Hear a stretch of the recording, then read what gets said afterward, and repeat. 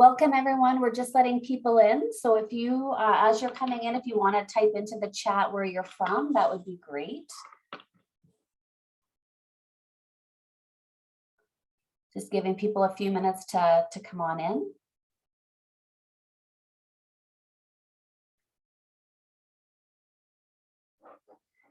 Snowy Edmonton, yes.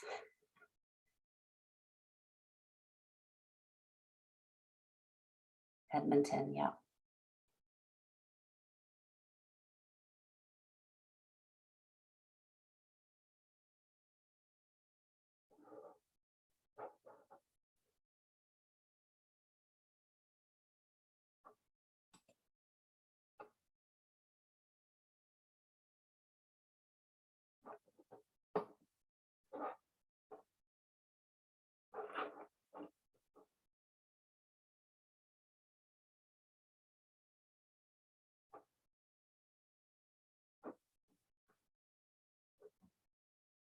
And again, as we're just letting people in, if you want to type in, you know, where you're coming in from. So we've got a few people from snowy Edmonton. So big shock yesterday with that snowstorm. Nobody was expecting that. So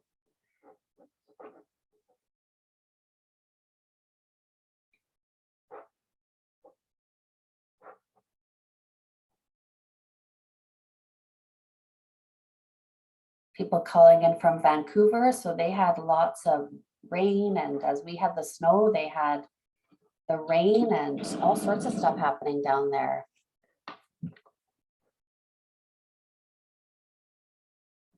Ontario, awesome.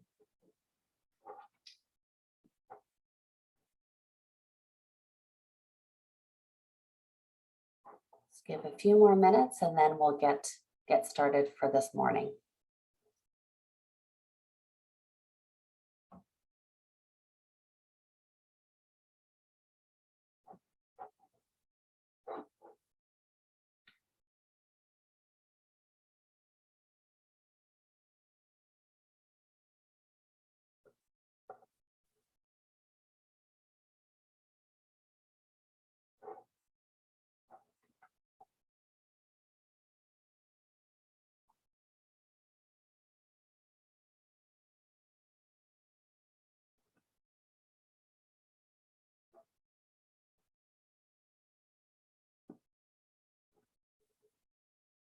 Yes, love your comment there, Lynn, about the snow reflecting the light in Edmonton. So it's brighter outside in the mornings. That's awesome. We've been having some amazing, you know, beautiful skylights in the morning for sure as well. So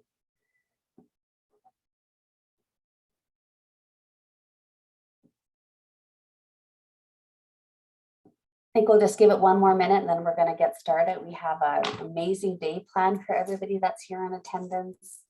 Lots of really great speakers, and a few more minutes here.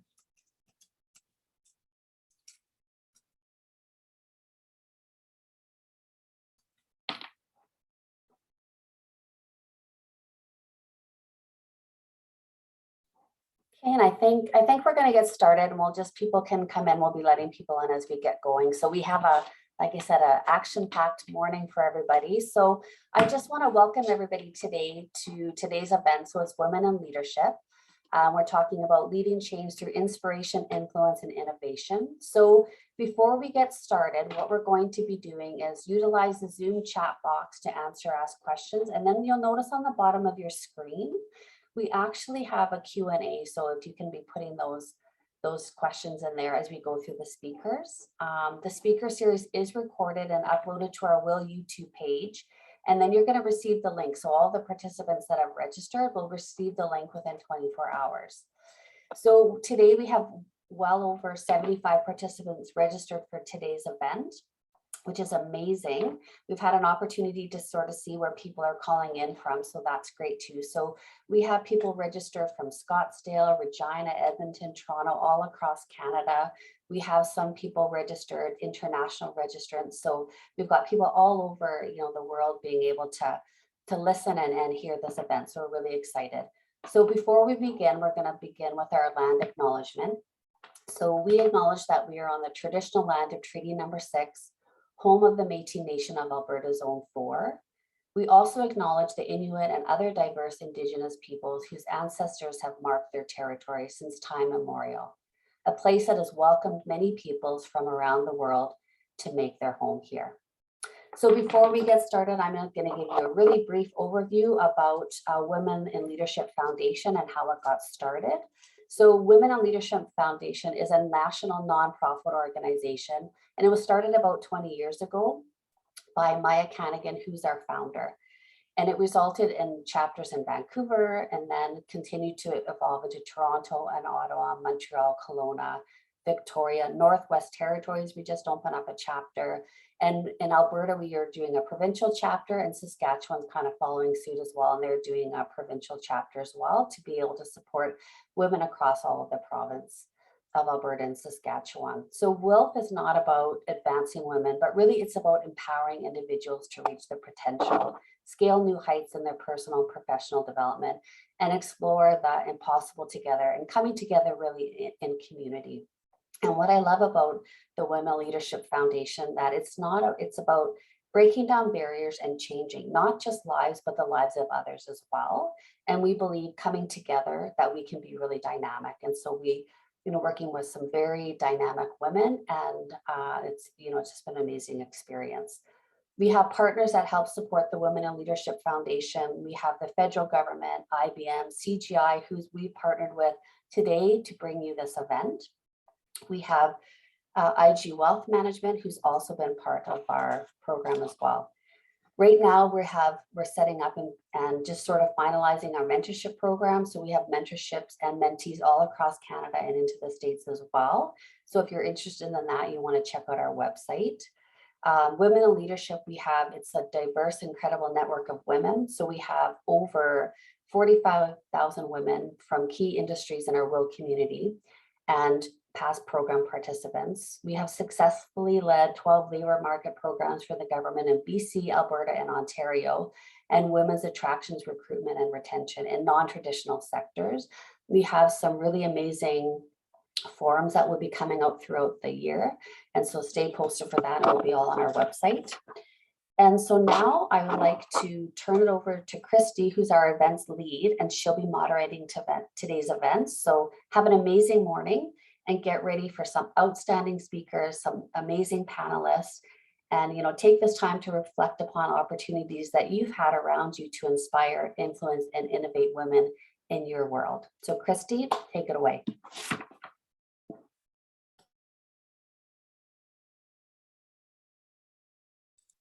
Thanks, Heather. Good morning, everyone. My name is Christy Schrin. I'm the Executive Director of the Camrose Primary Care Network in Camrose, Alberta. And I'm excited and honored to be the events lead for the Women in Leadership Alberta Chapter. Thank you for joining us today. The purpose of our webinar is to learn from other powerful women. They will inspire us and influence us while sharing their innovative experiences. At the beginning of our session today, we have two amazing speakers, Connie and Shalini, and they will share their leadership journey and how they navigated themselves and others through ambiguity and change. We also have scheduled a 10-minute wellness break around 10:15 Mountain Time. After the break, we will then introduce you to a group of panelists who will share their wisdom, experiences, and strategies utilized through the pandemic and workforce shortages with an inspiring focus on innovation. I'd also like to acknowledge a few others who've helped organize the session today. So Heather, our chair, who spoke a few minutes ago, Tanis, Kyla, Leanne, and Jody. Thank you for your collaboration, time, and patience as we organized the event today. And in addition, thank you to Amanda and Maida for their support as well. Before we get started though, I would like to introduce you to Juliana Bootsman. She's a conscious leadership coach and a teacher certified through ICF and Erickson Coaching International and Lifestyle Meditation. She's the owner of White Box Leadership, which provides leadership development through coaching, facilitation, and program development that guides people into a deeper relationship with themselves, others, and the world around them.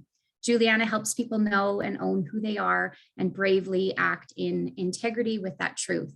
She works with organizations to create a culture of caring where everyone leaves better when they came and the company succeeds on all fronts. So Juliana's going to lead us through breathing exercise this morning and help us set our intention for the day. So I'll turn it over to you, Juliana. Thank you so much, Christy. It's a real honor to be here in this space on this topic of innovation and women in leadership. And what I'm going to guide us through this morning is a heart breath exercise. And what is so fitting about this, especially for women in leadership, is that what makes women so powerful in leadership, but even in the way that we lead our lives, is our ability to connect so deeply with our heart and lead from that space more than sometimes that we see in men in leadership. So I think it's one of our most powerful gifts, and it's also one of the ways in which we can expand our creativity and our innovation. So this work comes from the research of the HeartMath Institute, where they talk about heart coherence. And so coming into a really healthy heart coherence and how that actually affects the spaces around us allows us to actually open up that prefrontal cortex, that part of our brain that allows us to be open and innovative and creative. And so this is very much a biological experience of breath work. To be able to actually physiologically shift how we're feeling in our bodies so that we can be more open and innovative and creative. But it also is what supports us to create connection. And where there is connection, there is flow, and we're able to really, as Heather was saying, inspire, influence, and innovate, which is the essence of leadership. So I'm going to guide us into this morning. And as we start into this short 5 minutes, it'll be 4 minutes now that I've talked for a minute, exercise, I invite you to already think about, why are you here today? And over the time that we're going to be sharing here this morning, what is it that you're most desiring to experience, maybe to feel, to leave with? And by that, what can you bring to this space? What do you need to do for yourself? What might your intention be for yourself over the next few hours here? So bring into your mind's eye what that intention might be. Begin to consider that. Sometimes what we call these as well is the heart qualities. What is the heart quality you might want to bring to your space, bring into your own body and being? And then by that, whether, as you're sharing on the chat today, we're not in a physical room where we can see each other, but we absolutely are here together today. So the way in which we bring those heart qualities to the space here today will absolutely impact the experience that we all have, and by that, inspire, influence, and support all of us to move into a greater place of innovation. So I invite you to, wherever you are in this moment, just to begin to feel yourself come in a comfortable seated position. I invite you, if it's comfortable for you, to allow your eyes just to close, or maybe just gaze down. Just your eyelids can feel a bit heavy and to come down. Begin to just recognize and notice your breath. So don't force it, don't try and shift it or change it. Just begin to bring your awareness into your body, into your breath.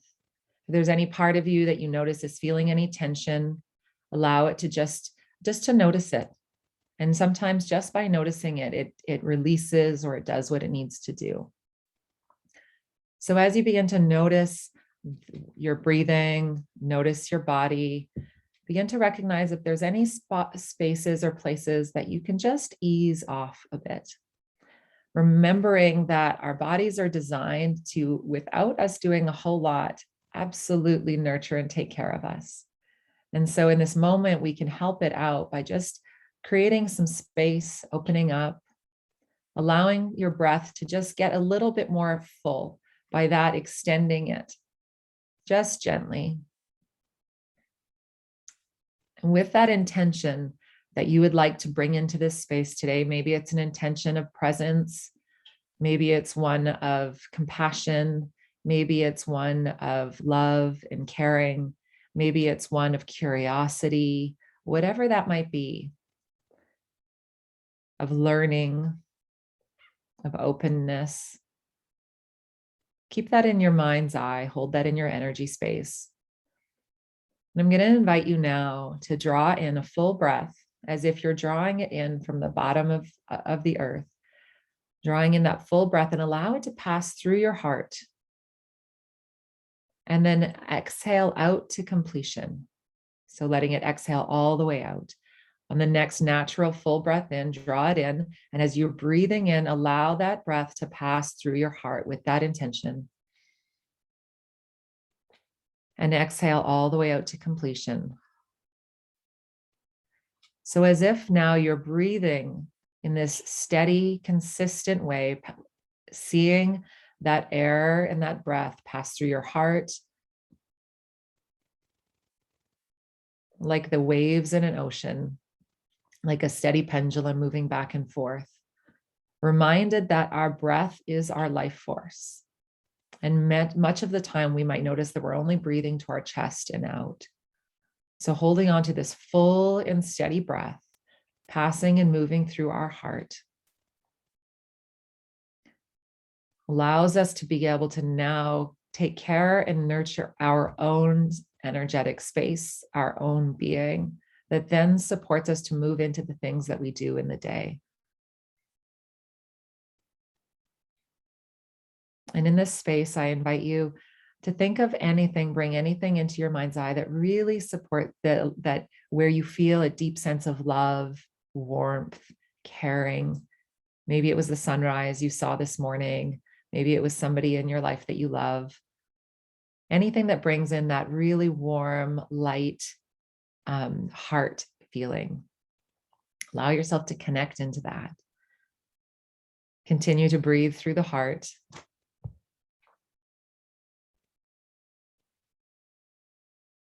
Now feel that energy, that love, that caring, just expanding out towards outside of your body now, filling the spaces, filling this virtual room that we're sharing today. And maybe even already imagining it moving into the spaces that ahead of you today.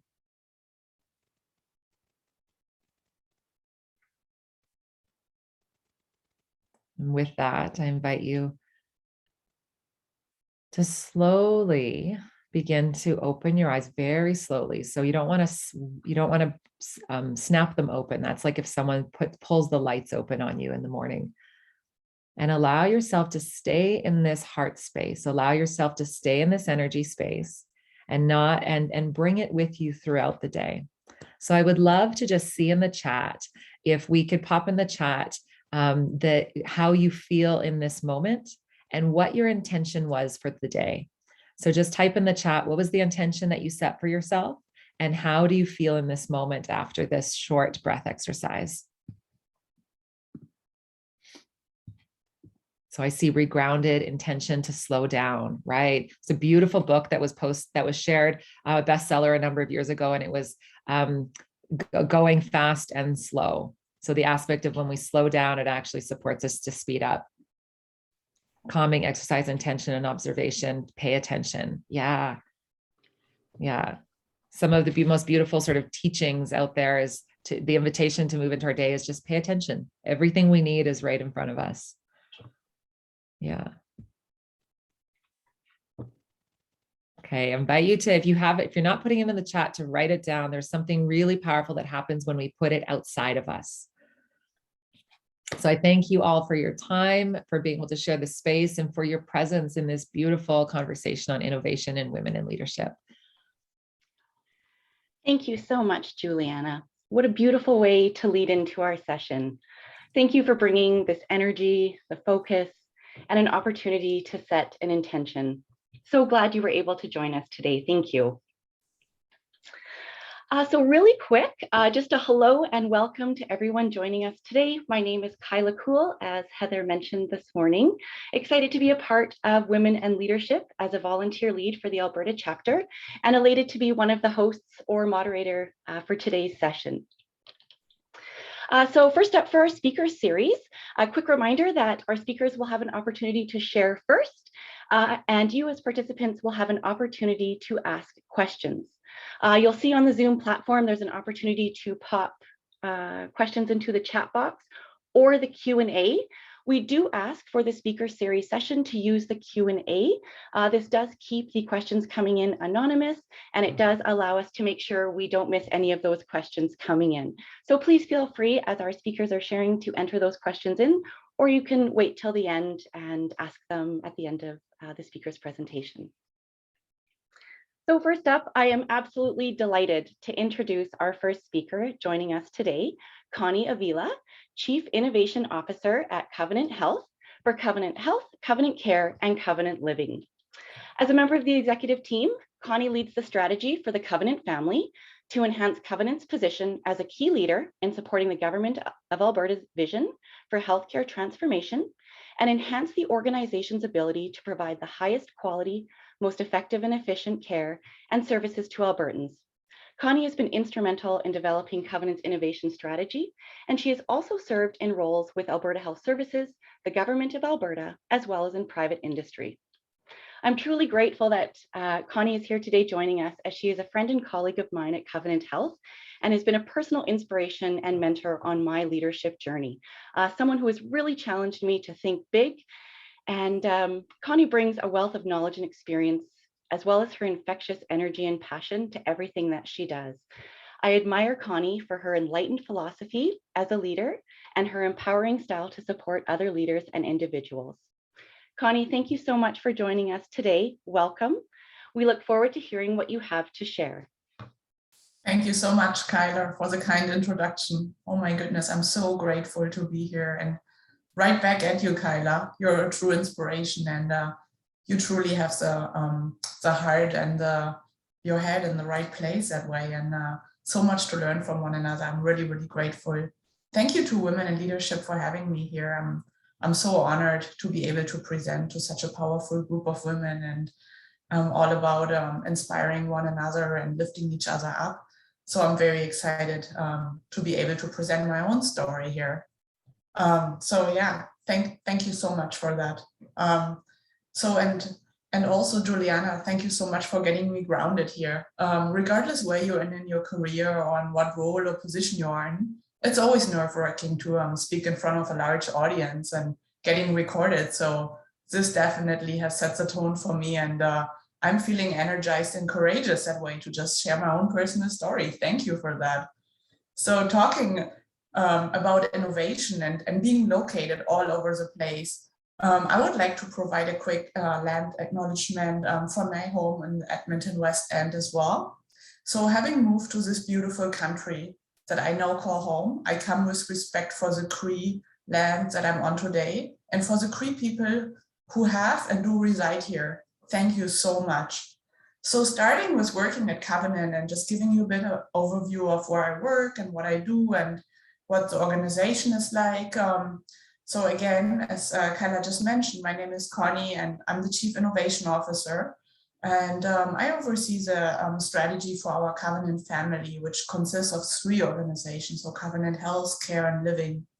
Our Covenant family provides acute, continuing care, independent living services at 26 sites all over the province of Alberta. So we'll have quite a widespread with a really, really strong national network. And yeah, we're connected in with all of you guys over across the nation. So that is the exciting piece, is that collaboration and building the relationships.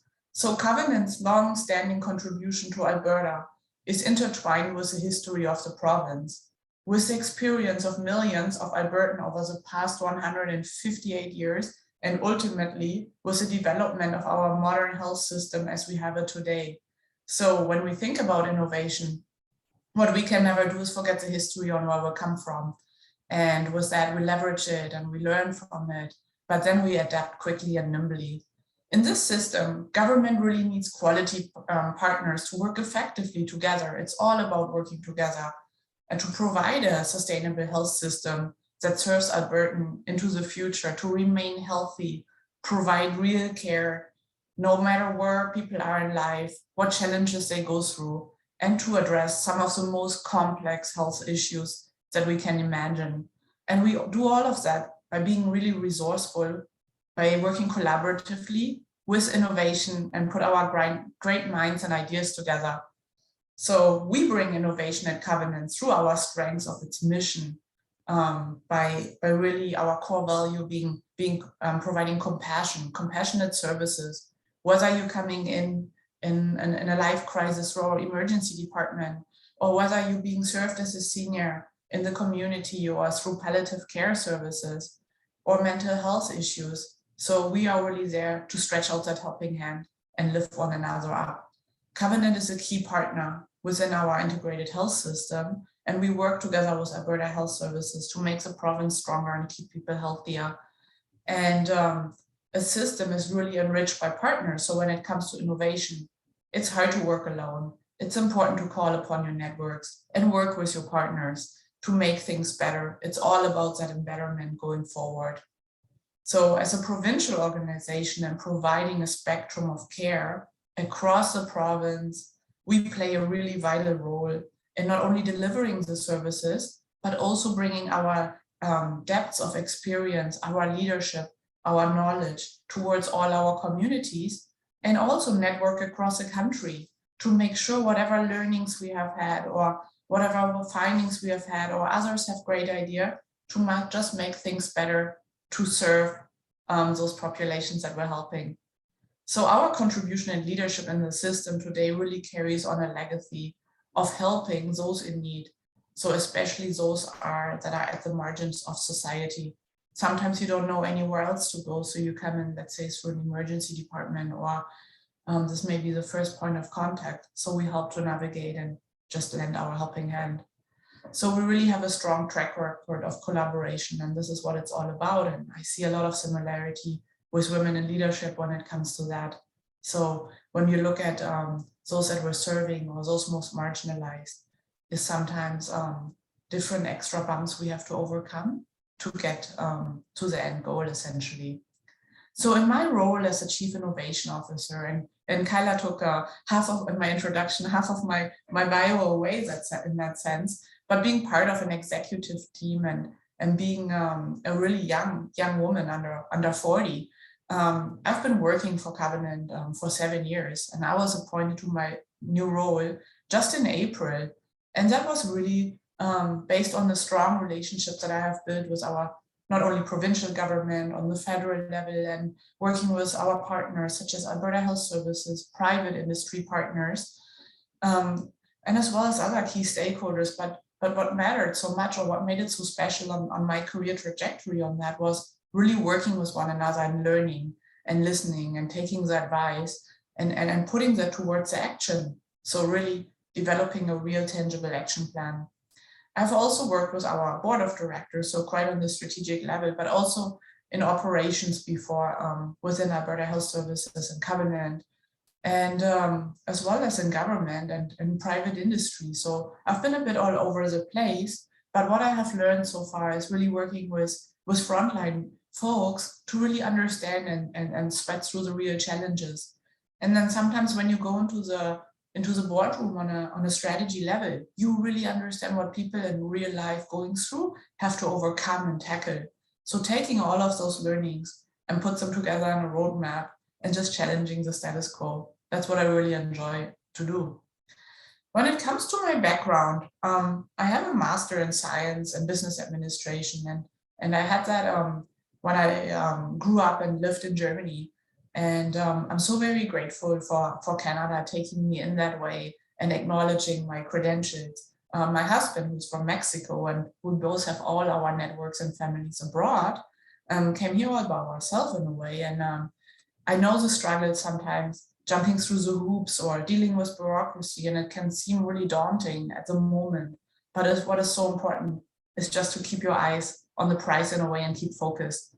So I'm also a certified in Six Sigma methodology, so process improvement, lean, change management, did my project management, PMP. And what I've come to realize that sometimes, like through cultural differences or understanding the culture or taking a step back and really knowing where you're heading, that helps you guide it so much more. I know, or have found out and learned through experience that it's so important to put your kind of sometimes get some of the credentials under your belt, just to be able to move forward. depending on what your own personal trajectory is, if this is something that you're looking for, then sometimes it expedites it a tad more. So I immigrated to Canada coming from Germany in 2008. So quite a while ago now, but still being first generation. Met my husband as well, and he's from Mexico. We both came on our own with our network and family far away. I'm a really proud mother of 2 young children who are 8 and 6, so very, very young, for taking quite a high profile role in our organization. And I grew up in a really small rural kind of a town in Germany. And I lost my father when I was just 13 years old. So what I have witnessed just growing up is seeing my mom struggling through life with 3 children on her own and little to no support, always somehow making it work and really figuring things out. I've watched her being strong and resilient and thinking we've got it, but then also going through the defeat moments. So real struggles and not knowing what comes tomorrow and where do we go. So I've always looked up to that, and it's always kind of stuck with me. And just like that, I kind of figured out that whenever I want to try something new or I want to get somewhere, I have to work hard for it and hold myself accountable. So really come up with an action plan on my own on how to get from here to there, just kind of figuring it out. When I was growing up and shaping my own career, starting at the age 16, I have lived on my own and moved by myself to 6 different countries all over the globe, from the US to Japan to Spain, Canada, Mexico, you name it, lived in Germany, and that really shaped me. It taught me resilience, especially I'm an extrovert, so I like to be social, and I have my network in Germany and I have my friends and it's well established and I know I got it. And then you move into a different country at 16, right before there's email and FaceTime and WhatsApp and all of that, and you don't speak the language, you can't communicate, and you have to start from ground zero, finding new friends, building your network, building your kind of like coalitions, and finding who's right for you or who's not, who's lifting you up and make you happy. So that is really, really that intentionality that I draw from, and just having gone through it, or having had my heart broken, or feeling lonely, or overcoming judgment or prejudices, and then learning from it. So what did I learn from that, from adversity in my life? So yeah, when I think about why would a young immigrant woman, mom with such little kids, take on a role like that? Well, what can I say? Sometimes things just happen. And when it comes to innovation and timing, for myself, all I can say is the timing was now. And sometimes it just happens, and it happens for a reason. And yeah, so while my career at Covenant has been fast and furious, and I'm commending my employer on it to give it a leap of faith with me, such a young woman early in her career in such a leadership role, but being so open and diverse and really being able to lift one another up and thinking about the future made it just so much more special and inspirational. So for me, it's all about that intentionality. So when I think and look back at my career, or where do I want to go, or am I ready for that move? For myself, the answer will always be no, I'm not ready for that move, absolutely not. But I do it anyway, because that's just who I am. I challenge myself and push the envelope, and always it's kind of like having started over or rebuild my network, and starting from ground zero, I've learned I can handle risk in a way, and I'm ready. So am I ready when I think about it for a moment? Absolutely not. But ready to just challenge myself and push it that much further. So that intentionality has really guided me, and also my personal values. So my personal values is really my personal why. Why am I getting up? Why am I doing that? And with that, I can tell you I'm very, very mission inspired.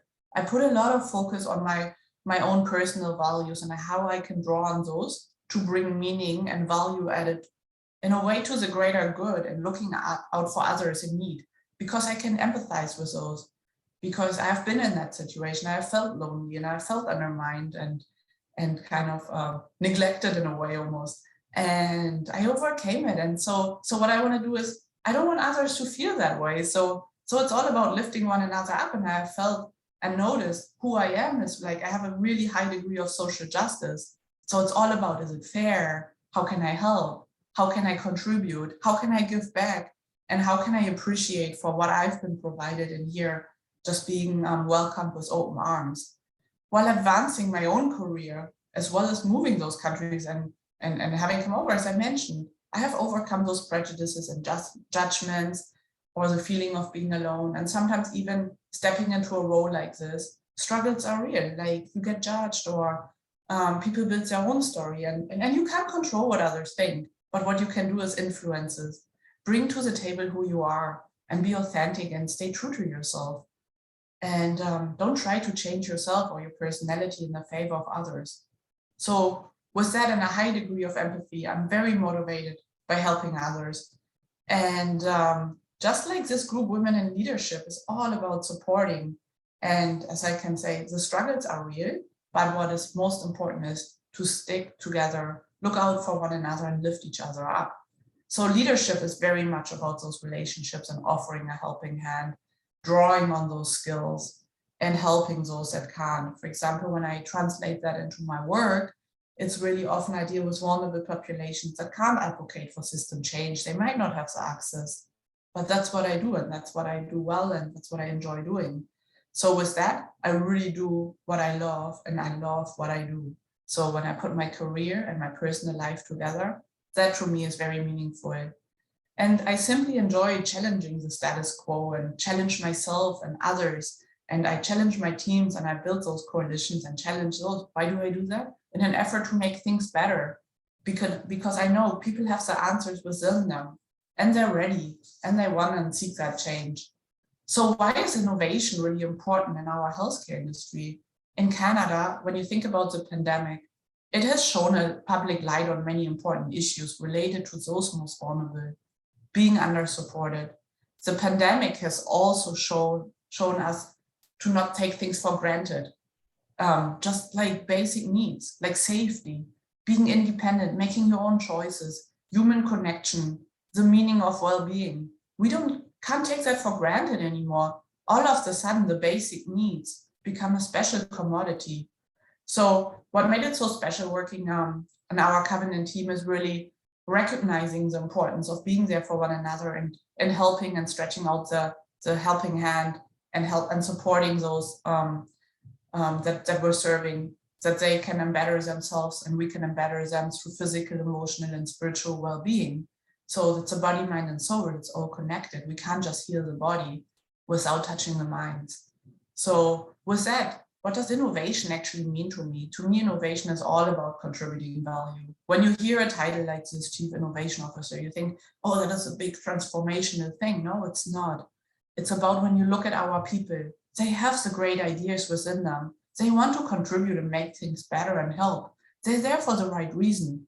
So with that current environment and the turmoil that we're going through a pandemic, for example, even on the board table, our board has challenged us as an organization. Think outside the box and implement a plan that would leverage on our innovative and mission-driven culture, empower those that have the ideas, and then bring that all to the forefront and help government make informed decisions that way. So that all fosters a drive towards transformation. And when I look at our own team, we brought together the different networks that really help real people in terms of palliative or seniors or research, bringing that to the table, and all of that in an effort to help one another and make things stronger and better in the province and more sustainable. So the COVID pandemic really amplified the need for our teams to even be more creative and nimble. And again, for me, what is innovation? It's all about contributing value. It's not necessarily the big things. It's all about the small things to me. So what advice would I give my fellow leaders in navigating transformational changes? So first of all, transformation and changes are uncomfortable. Like, I just acknowledge it, it is. People tell you often, oh, Connie, you're so good with change and you love change. We know you love change. Guess what? I don't love change. Everyone, or I can't speak for everyone, but no, I hate it. I'm good with it. I'm good with navigating and I push myself, but it's a different motivation than actually enjoying it. So to ensure you have a meaningful purpose, that you can stand behind. Just like Kyler, she's a real mission-driven leader. She has her heart in the right place, and follow your heart on that. Can you put yourself behind the purpose on what you're doing? Then you're heading in the right direction, and then you put your mind to it. And once you have identified your why and why you're doing this, then you bring others on board and you explain them where you're heading, and you host a round table or host a little forum of some sorts, especially now through Zoom. It's so much easier, and build your coalition of like-minded people. And this will, bringing other minds together and other perspectives, will make the end results so much more valuable.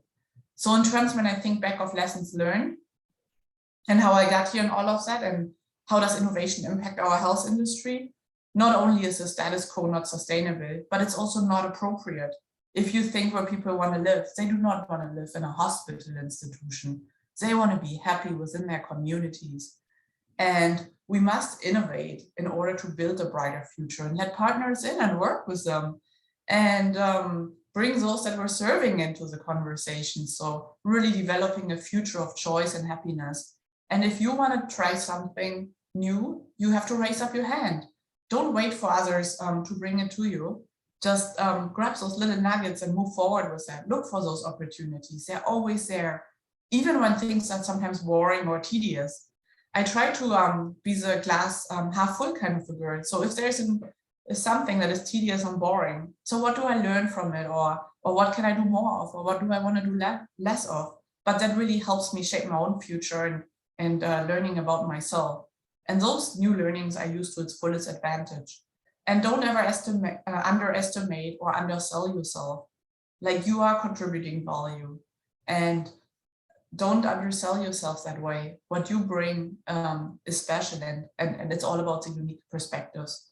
So don't give up, be persistent, be very grateful, and pay attention to the little things.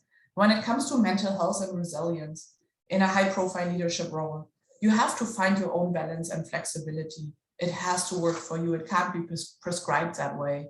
So for example, like being a mom of 2 little kids, sometimes there's meetings I can't move around, but when my children are home, coming home from school, and after the childcare, that is a special window when they're awake. And this is when I spend my intentional time with them. So for me, it's all about the quality time and the intentionality, and that works for me. If I put my phone down, even if it's for an hour, and just read books to them or talk to them what's been going on in their day, that to me makes it so much more special than me in the background, washing the dishes, making dinner, brushing them off, kind of in a way. So it's all about that intentionality. And when we think about women in leadership, that's exactly the same idea.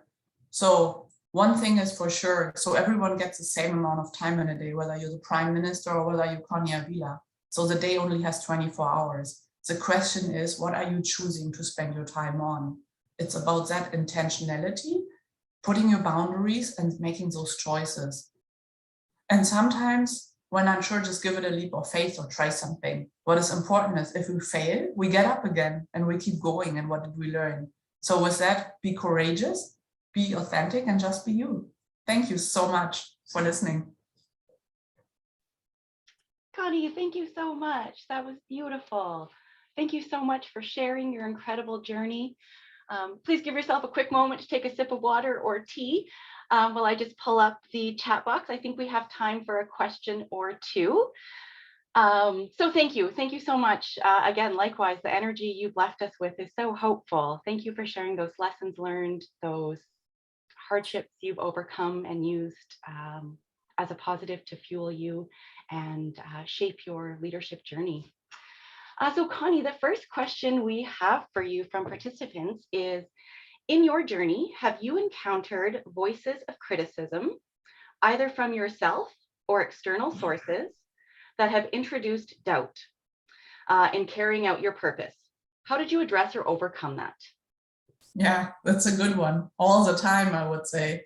It's whenever I tackle something new and taking that deep breath, and Juliana handles that well with just a breathing exercise, even getting grounded. But yes, all the time. I am a person that is quite empathetic, and I want to please others.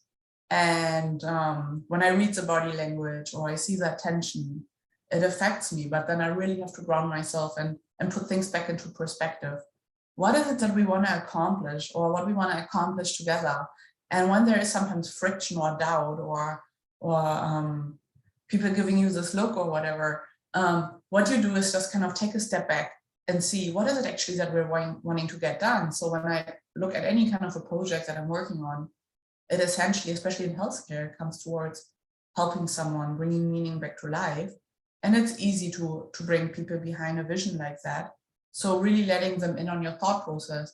Sometimes also, I've learned that over the years and through my life journey, not right away from the beginning, but I'm not afraid to bring this up, because sometimes what is important is having that dialogue with one another or just kind of level set. Because what we need to remind each other, there's always two sides to a story. So is this maybe just in our head? Is it our self-doubt? And if we got where we got there for a reason. It's not just us. There were others that bought into it and enabled us and empowered us and lifted us up to get there. So believe in it, that the process was fair in a way, and we deserve to be there. So let's just try to refocus at the moment. And what I always remind myself in those moments is there's always two sides of the story. So maybe the other person is going through something, or maybe it's something random, or maybe they're not buying in what you're saying, but challenge them and have that dialogue. It's just a way of how we do it. So if we do it with our values in the forefront and do it respectfully, usually it resonates with people and they're quite open to have a dialogue that way. Excellent. Thank you. Thank you for sharing that. One last quick question, if you're okay to answer one more. What prepared you most for this new leadership role? It's what prepared me most is my network. So not having my family here, and of course you think about, oh, what if I have to go for an out of town trip or high travel environment and those sort of things, is having a good conversation with your family or with your immediate support. So in this case, it's my husband. Are you on board with this? And also drawing from my strong networks. Do they see me there? Can they see me there? Do they support me? And you always need to find a couple of supporters, and who are your allies and your cheerleaders in a way.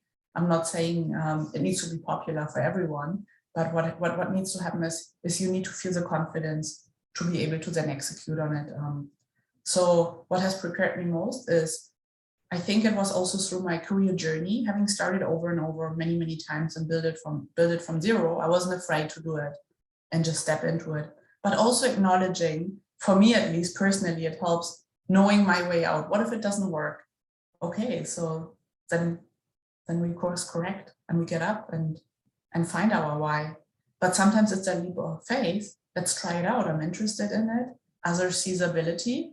Why wouldn't I? Why wouldn't I go for it? If I have fun and if I love doing what I'm doing, and if that really clicks with my inner why and my personal value of helping others, then that's the right way to go. Well, thank you so much, Connie. And thank you to our participants. That is our time together here with Connie. So what I will do are, for a couple questions that we didn't get to today, I will post Connie's email in the chat box. She is willing to continue the conversation. So for anyone that didn't get their question answered today, please feel free to send Connie an email, because again, thank you so much for your time and your willingness to share your experience, your wonderful insights, and again, that inspiration for us to continue on our leadership journey. So thank you so much, Connie, for being here today. And thank you so much for having me. I'm so honored. It's been a pleasure. So with that, that's it for me moderating here. So now over to you, Tanis. Great. Thank you, Connie, and thank you so much, Kyla. I'm Tanis Topolniski, and I'm incredibly grateful to be a guest of the Treaty 6 Territory and Region 4 of the Métis Nation of Alberta. And it is my pleasure to welcome Shalini Sinha with us today as our next presenter. Shalini is a longtime equity, diversity, and inclusion expert. She has an academic background in anthropology, religious studies, and women's studies. She's researched and lectured on the intersection of gender and racism, But she has been a social and climate justice activist since her teens. So this work is in her bones. She's an entrepreneur. She's the chair of Edmonton's Anti-Racism Advisory Committee that is doing some incredible work at the city. And she is the board chair of the Pride Center of Edmonton.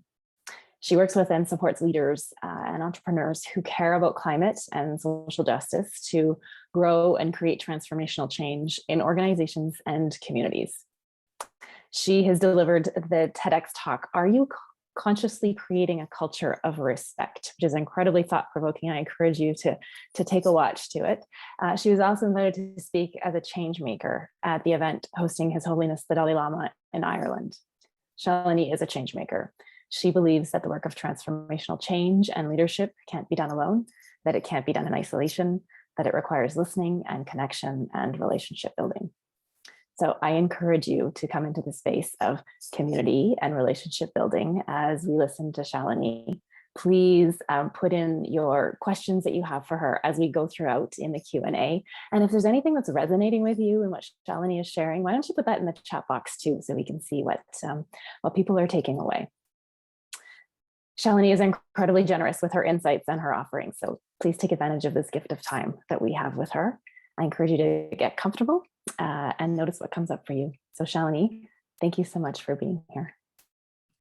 Thank you, Tanis. What a beautiful introduction. I really, really appreciate that. Those kind words right at the end. You know, kind words make such a difference. And I know that they hold for me and I carry them for a really long time. So thank you so much for that. I'm delighted to be here and to be asked to share. I'm going to be speaking about innovations in leadership thinking. At this moment in time, I think that we really need to start thinking differently about leadership. If we've been paying attention to what's been happening around us and really listening, and these are two key leadership qualities, paying attention and listening, then we are learning too much now to continue to support the old traditional models of leadership. There is new information coming to us all the time from many different directions. People who have been experiencing the worst outcomes of oppression, of racism, sexism, genocide, trans and homophobia, have been speaking. And what's new is not that they're speaking. They have been speaking for a very long time. But what is new is our listening. When I talk of listening, I don't mean listening you might do if you are an individual who is involved in climate or social justice. So if you are a person who has been connected to community, has been researching and listening to the issues, has been paying attention, then there's information you have and you have been listening. But that is not how society is structured.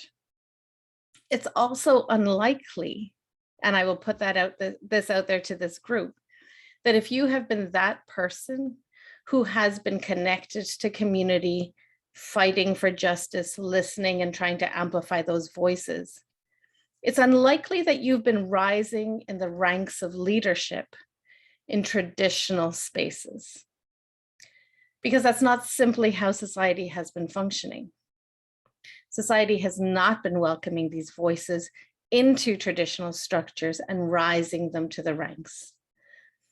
Most people, and many women, have been figuring out how to express their leadership and rise through the ranks by assimilating into the systems that are there. And we all know the internal conflict that creates. And so when we get together as women, we are struggling to understand, how do we find ourselves? How do we express ourselves? But how do we also reach our ambitions? How do we express our leadership qualities? And I will be sharing more about this in my own journey with you, but for a moment, I want to come back to what it is that we have been hearing and what has changed, so that that listening has changed. And this is what has changed. For the first time, in as far as I can remember, and I have been an activist for more than 3 decades, for the first time in the time that I can remember, marginalized issues are being carried in the mainstream. We are hearing in the news, we have been for almost a year now, we will today, we will tomorrow, stories of Indigenous peoples and what they have been through and what their experience is. Stories of Black people, of trans people. We're hearing the stories of women whose perpetrators had incredible status and power. We may have even called them leaders. We may have even called them successful leaders, as men who built great corporations and realized huge visions. And for the first time, we're finding these perpetrators, after decades of pursuing them, are being charged and even sometimes jailed to be held accountable for their crimes. For the first time, we're seeing police potentially go to jail for the brutality that others have experienced. And so something new has been happening. There has been a shift in consciousness. And I'm going to tell you a little bit about why I think that has happened. I think we're in extraordinary times. And part of what is extraordinary is this pandemic that we are going through. So COVID, while horrible and frightening, and as a racialized person, I can tell you that my heart broke with the countless numbers of my extended family who became infected with COVID and the numbers of them who died and died suddenly. COVID is a very real issue to me, and it is very real to many racialized people.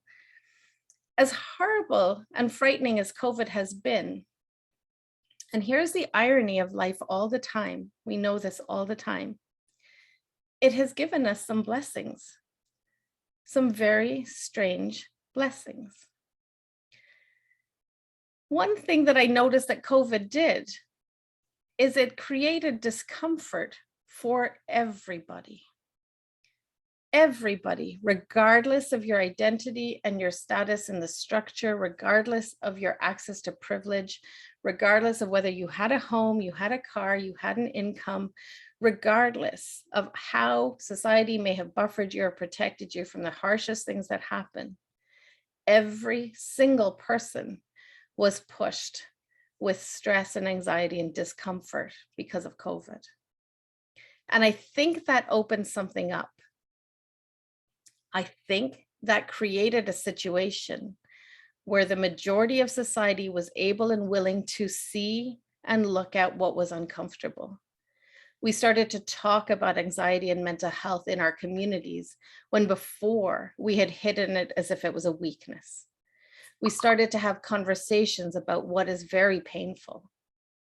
And when another Black man was killed by police, and he was not the first in the United States, and this was captured on video, and it was not the first. But when we were all pushed to the edge of our comfort levels because of COVID, and we watched this, for the first time, more people than ever listened. And that has changed. One of the questions that I'm putting before us today is, how does that listening change your leadership? So as leaders, I am putting out to you that it is our job to pay attention and listen, to reflect and respond. And let's think about this. This has not been what has been promoted in traditional structures of leadership. And I think we all here have experiences of being under leadership that wasn't listening. And I welcome you right now to put into the chat, what was that like for you? When you were trying to do your job, you were trying to access your skills, you were trying to achieve a goal, and you were under leadership that wasn't listening. And I will give you what I think is a label for that leadership. I would like us to no longer call it leadership. There's some lovely things coming up here: isolating, disrespectful, demoralizing, dismissed, frustrating. Now let's think about, and thank you so much, and keep them coming. let's think about you as a leader. And is that the experience you want people to have around you? And so I'm putting forward that we need to challenge this idea and bring in innovative thinking around leadership that holds as central listening and paying attention, which requires reflection and responding. So when someone leads, but they're not listening, the label that I'm going to put on it, sorry, I started this before, and someone said angry has several good people leave the organization I work for, exactly. And so this word is going to relate. I'm going to ask us to reframe this behavior, not as leadership, but as domination. When someone is trying to force people to do what they want without listening, without connection, I'm going to frame that as domination. And I would like us to stop including that in what we consider leadership. And the other side of that is that leadership involves connection and relationship. You know, the oppressions, I don't know how much folks here really study or evaluate or look into them. But underlying every place that we create inequity amongst humans is a piece of important misinformation. It's the same piece of misinformation. It's just expressed slightly differently in relation to every inequity. And the misinformation is that there are some people who are superior, better in some way. They're more able to do this job. And some people who are inferior, worse in some way. They're in that position they're in because of their own fault. It's their choice. This key piece of misinformation is what has held every piece of inequity in place. And I will tell you, if you ever wanted to spend some time with me or study this and look back into history, governments have put a huge amount of energy into spreading this misinformation to justify inequity. But that's the misinformation. And if we are working with that piece of misinformation, that there are some people who are better and some people who are not as good, we easily make the mistake that leadership is given to those who are better, that you are leading because you are somehow better. And while you are leading, you have to prove that you are better. You have to prove how smart you are. You have to prove how dedicated you are. You have to prove how you have better ideas than anyone else. And as long as an individual is in that space with their leadership, you can see how easily they become disconnected from everyone around them.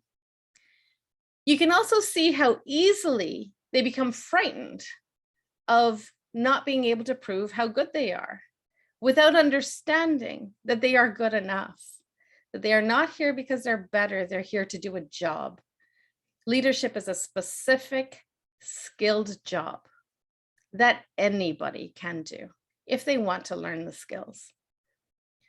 And I'm putting forward to you, as we innovate how we think about leadership, that these skills must center around paying attention, listening, building relationships. Okay, I'm going to add a few more things to this. And by doing so, I'm going to share with you some of my personal story. I would love to sit here with you and share lots of my personal story, but I cannot. So I have picked out just 2 little snippets, I think. I'm going to try and keep it to that.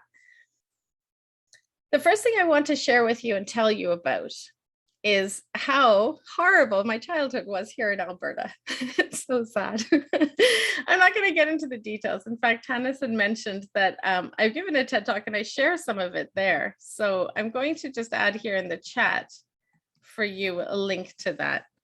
And you can look that up and hear a few more horrible stories about terrible things that happened to me.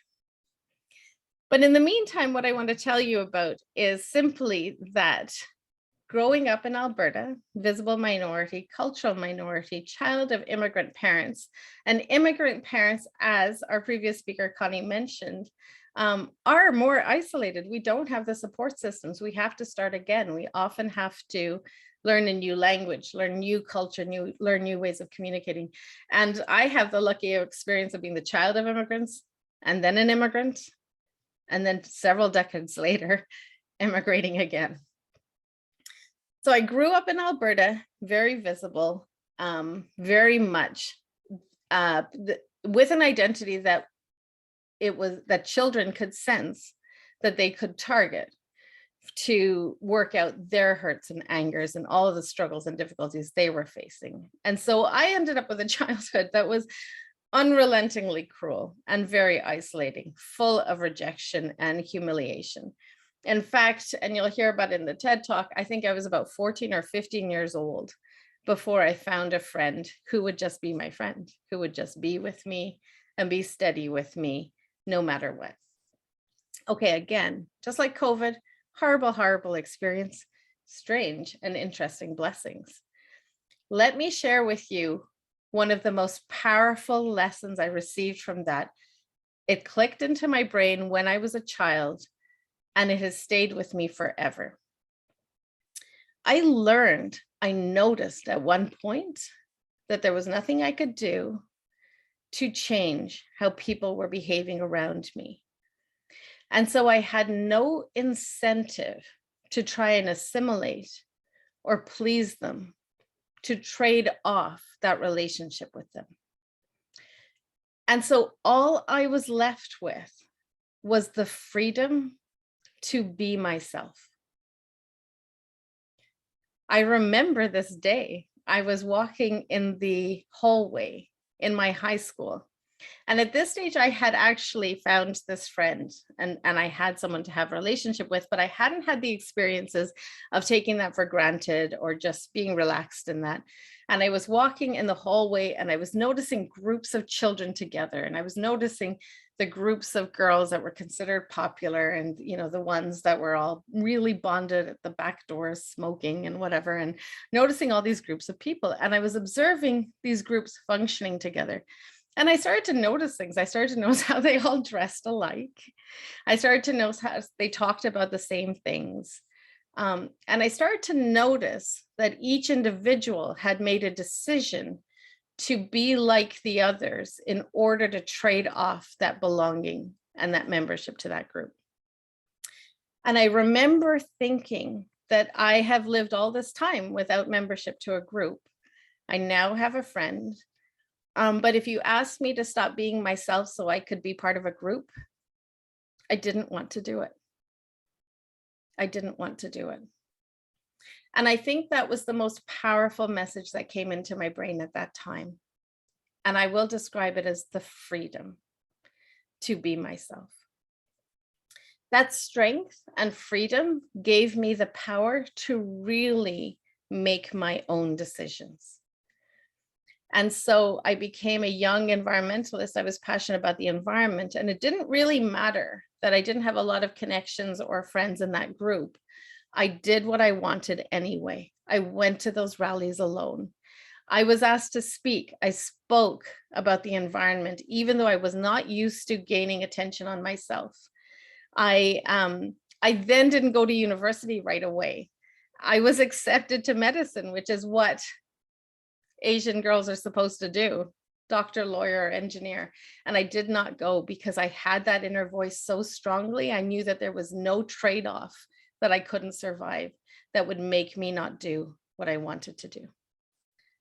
And so I'm sharing with you that key learning there and asking you to think about this in terms of your own leadership and innovating leadership, which is, what does it take to decide to be who you are and not trade it off for the expectations that you feel others expect of you in order for you to be there and to express your skills and your ambitions and your leadership? What's the trade-off? And I tell you, I take that as a great gift. So let me bring you a little bit further to another piece in my life. And I'm going to kind of end towards this piece. But I want to bring you to the piece where I have understood, I've come to understand in my life that I don't get access to leadership in the same way that others do. And so if I have chosen not to fit into those structures, but also if those structures don't naturally include me, then I don't get access to leadership in the same way. But let me fill this out from my own life and explain a little bit more about what I've learned about how I do and don't get access to leadership. It turns out, and I've learned, that I have a lot of natural leadership qualities. It turns out, and I have learned this, that I have speaking and communication abilities, even though I didn't know it because I was so profoundly shy and I suffered so much rejection that I did never look to speak. And so when it turns out that I can communicate and I can speak, I was able to pay it attention and do something about it, but it's not what was naturally on offer to me. And leadership is not what was naturally on offer to me. I come from a culture that is highly stratified. It's very old, very ancient, and I love it. And it's highly stratified on two key areas, age and gender. So men have higher status and older people have higher status. And I was born into a family where I am female and the youngest. And there was no message that I received from my family, none, zero, that anyone was following my lead on anything. In fact, it was common for my parents to consult my older sister, because she's older and had that status, about my life and consult them on decisions about me. But there was no point ever where I got the message that anyone was following my leadership. And so still today, I'm not a dominant leader. I'm a very collaborative leader. And I'm socialized into that incredibly strongly. But it turns out I have natural leadership skills. So what do I do with that? I have big vision. I have great capabilities. I have passion and energy to work. And I love getting big things done. And this is part of leadership. I love creating new ideas. I love problem solving. And I really, really hate being given a form of tasks, fulfilling it, and then asking for the next form of tasks. I really hate it. So I am a natural leader, but there's nothing in society, not from my family, and not from how society responded to my identities, that encouraged me as a leader. And this is what I want to share with you, what I learned from that. If I paid attention entirely, and I'm sure I did, to how frustrated I was because I wasn't being led in to lead, I will have no doubt been incredibly unhappy. Sadly, my socialization in my family or in my culture taught me not to demand roles of leadership. And so I was saved from some of that unhappiness, but not everyone will be. However, what I learned was to trust myself and listen to myself. I told you that I had that strength from my childhood to listen to myself and to be myself, to notice what I wanted, to walk to my own drum. I had that strength.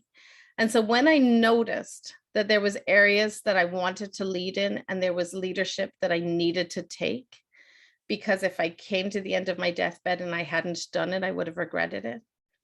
I needed to find new ways to affect my leadership, to be influential. And this is how I did it. This is how I continue to do it. I build relationships first. I build friendships first everywhere I go. To me, relationships come before the work every single time. And by building relationships, I am able to influence many people. And I'm able to support many leaders. And in this way, I feel that my leadership is big and influential. I can do what I do from one leadership position, but when I am in a position to support 6 leaders, I can have 6 times the impact. In fact, I would say I would have 36 times the impact, because those 6 leaders, when I get them talking to each other, have a very powerful impact.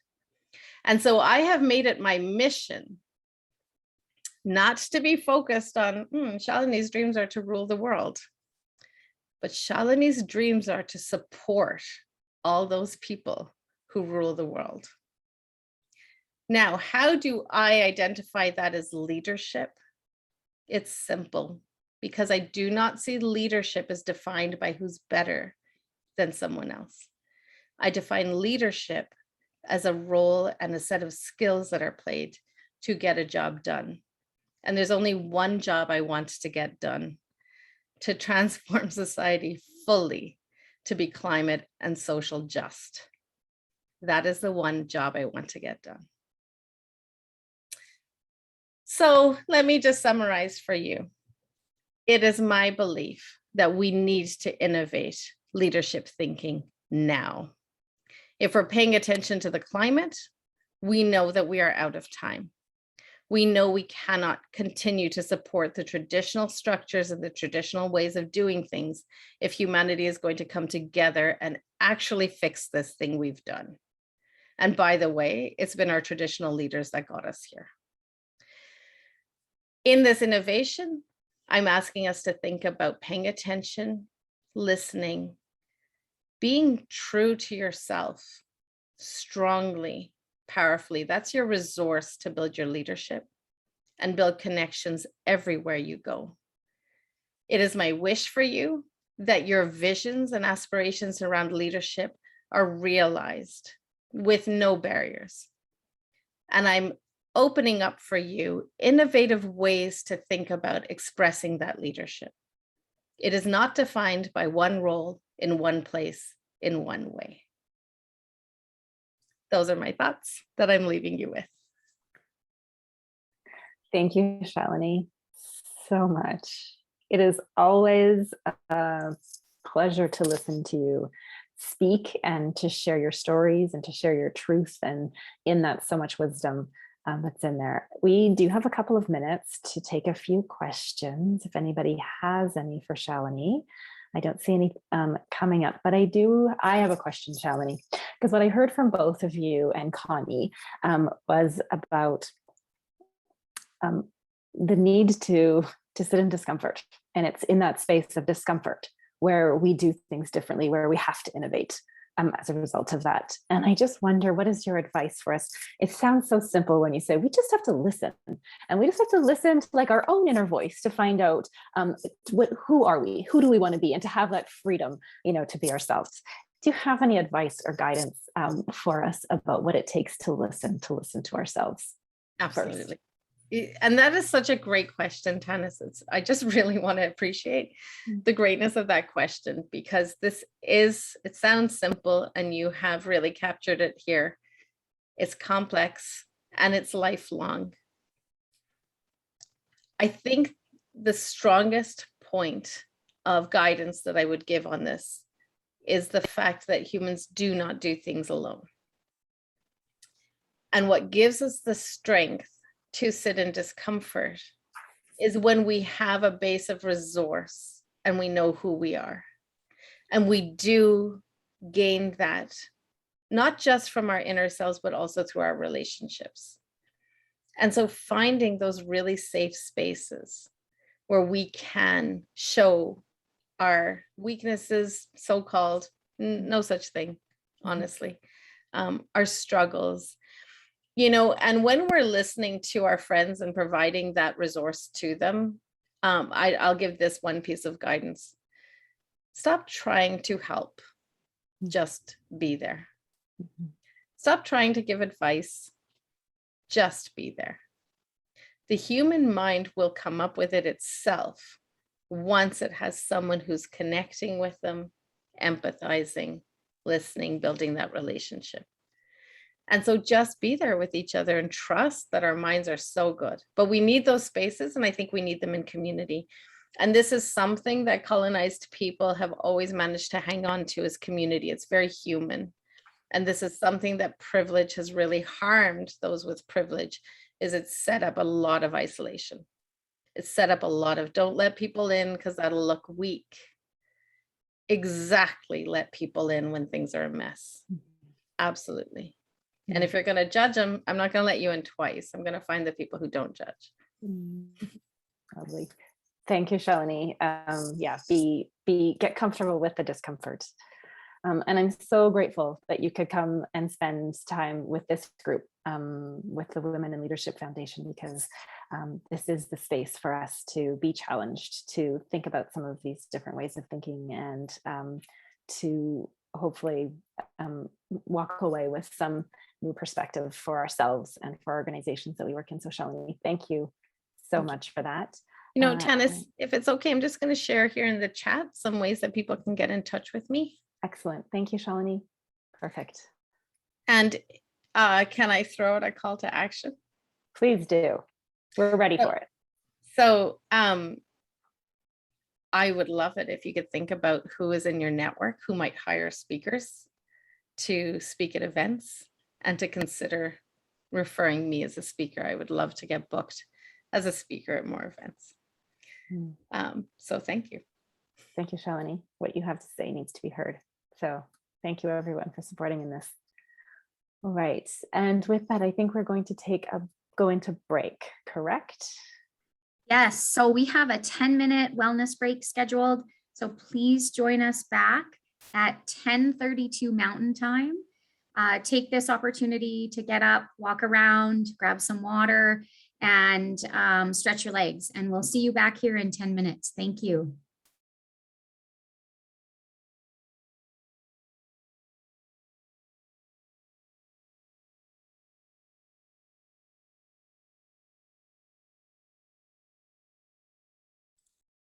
Okay, welcome back. It is 10:32.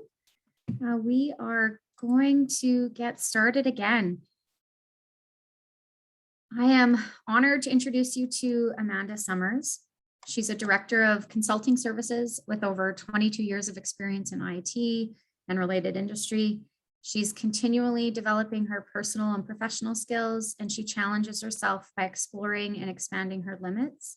For the past 10 years, Amanda has worked for CGI, which is a global Canadian systems integration and consulting services firm with over 76,000 employees globally. She manages the energy solutions team, who architect, develop, maintains, and supports 6 oil and gas applications for over 150 clients. In addition to her Calgary team of 46 professionals, she also manages 30 people in India. Amanda is very passionate about mentorship, and she is the founder and chair of the Women's Mentorship Program for CGI Calgary, which launched in May of 2020.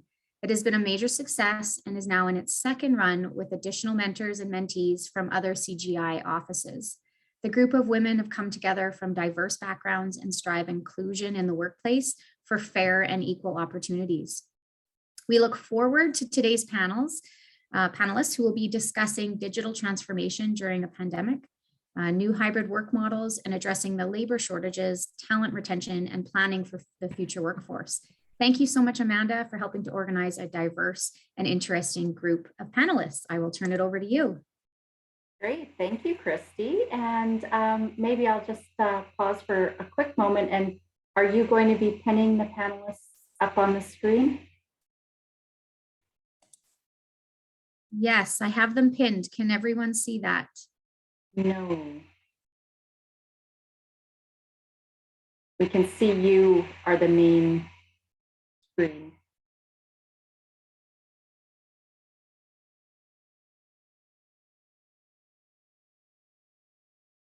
Oh, Shalini, I guess Shalini says she sees the panelists, so that's perfect. Okay, I just can't see them directly. Okay, well, we can get started. And thank you again, Christy, for the nice introduction. And it is a pleasure to be here today. I did want to start by saying CGI is a proud sponsor of the Women in Leadership Program, and we participate at a national sponsorship level. And we're very honored that Will asked us here to participate in today's event. Before the pandemic hit, companies had been focused on really how to develop and execute on digital transformation strategies of all kinds looking at innovation and new technologies to deliver efficiencies to their business.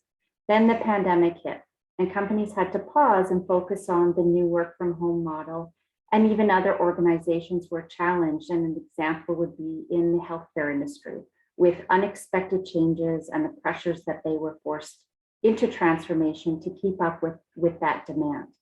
And today we see a light at the end of the seemingly long tunnel, and we're trying to figure out how to accelerate from where we left off and execute on our digital transformation strategies. We're playing a little bit of catch up and figuring out what that new normal will be and how we'll work in that hybrid model.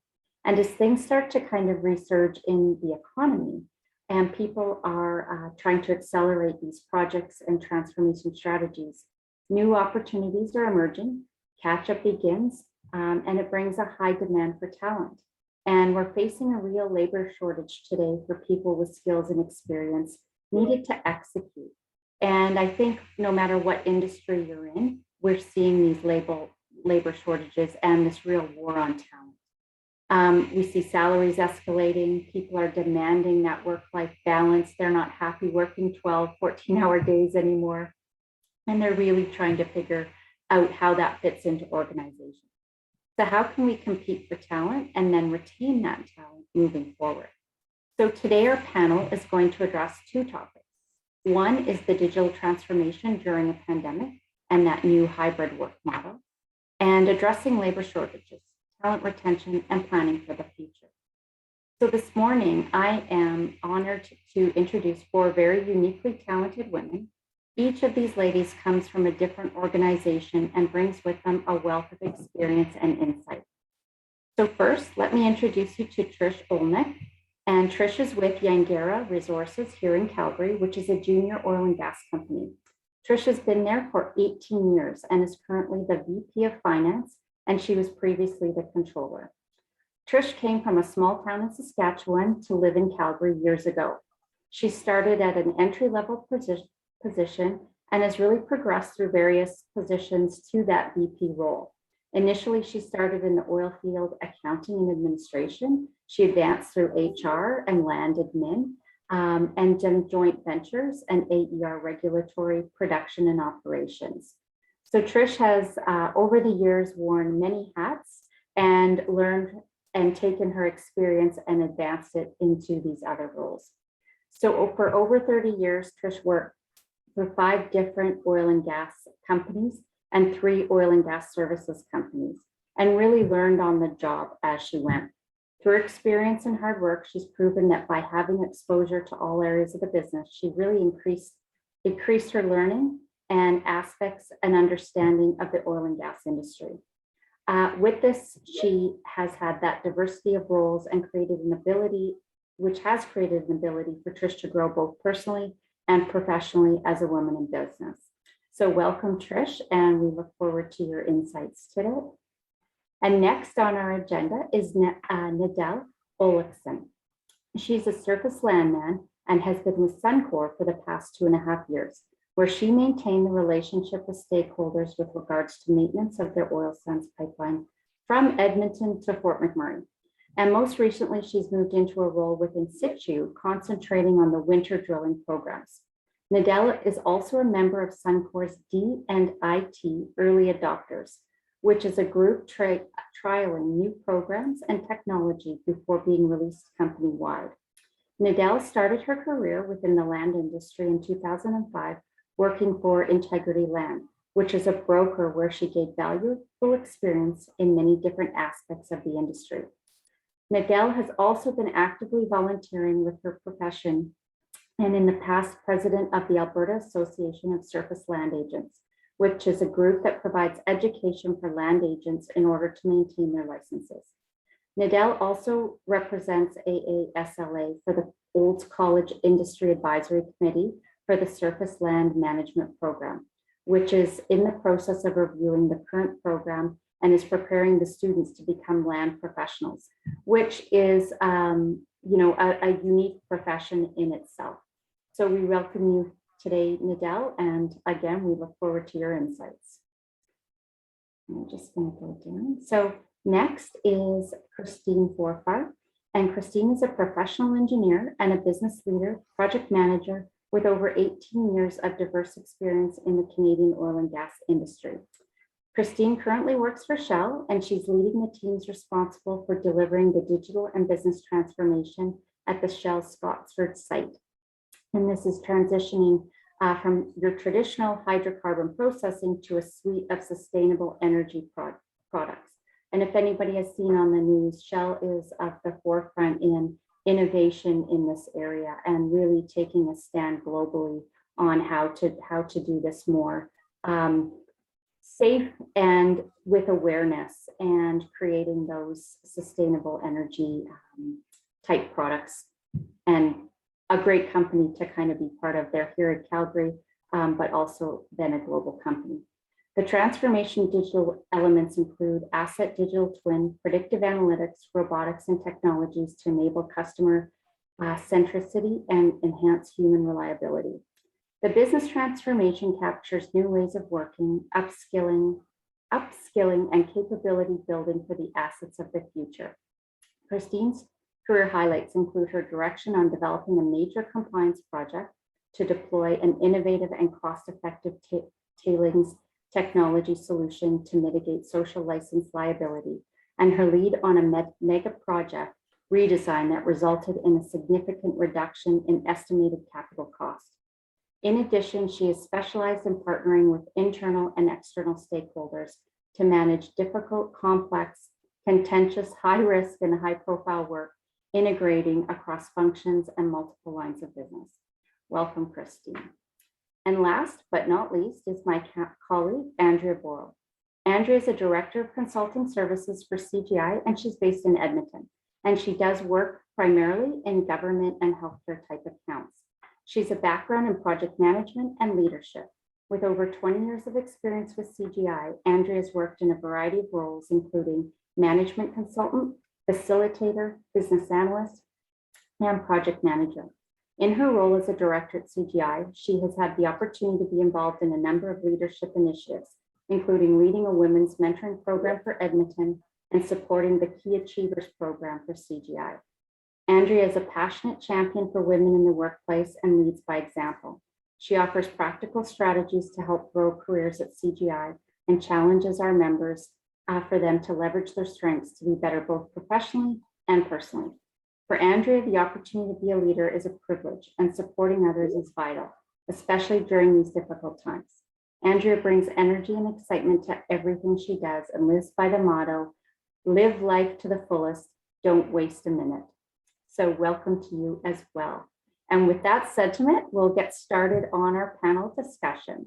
So our first topic today is digital transformation during a pandemic and the new hybrid work model. So when we were coming up with these topics, we were trying to think of something that was really relevant and that we could share our experience to the rest of the audience with. So with COVID-19 has forced many companies to adapt to these daily workflows and expedite future digitization plans.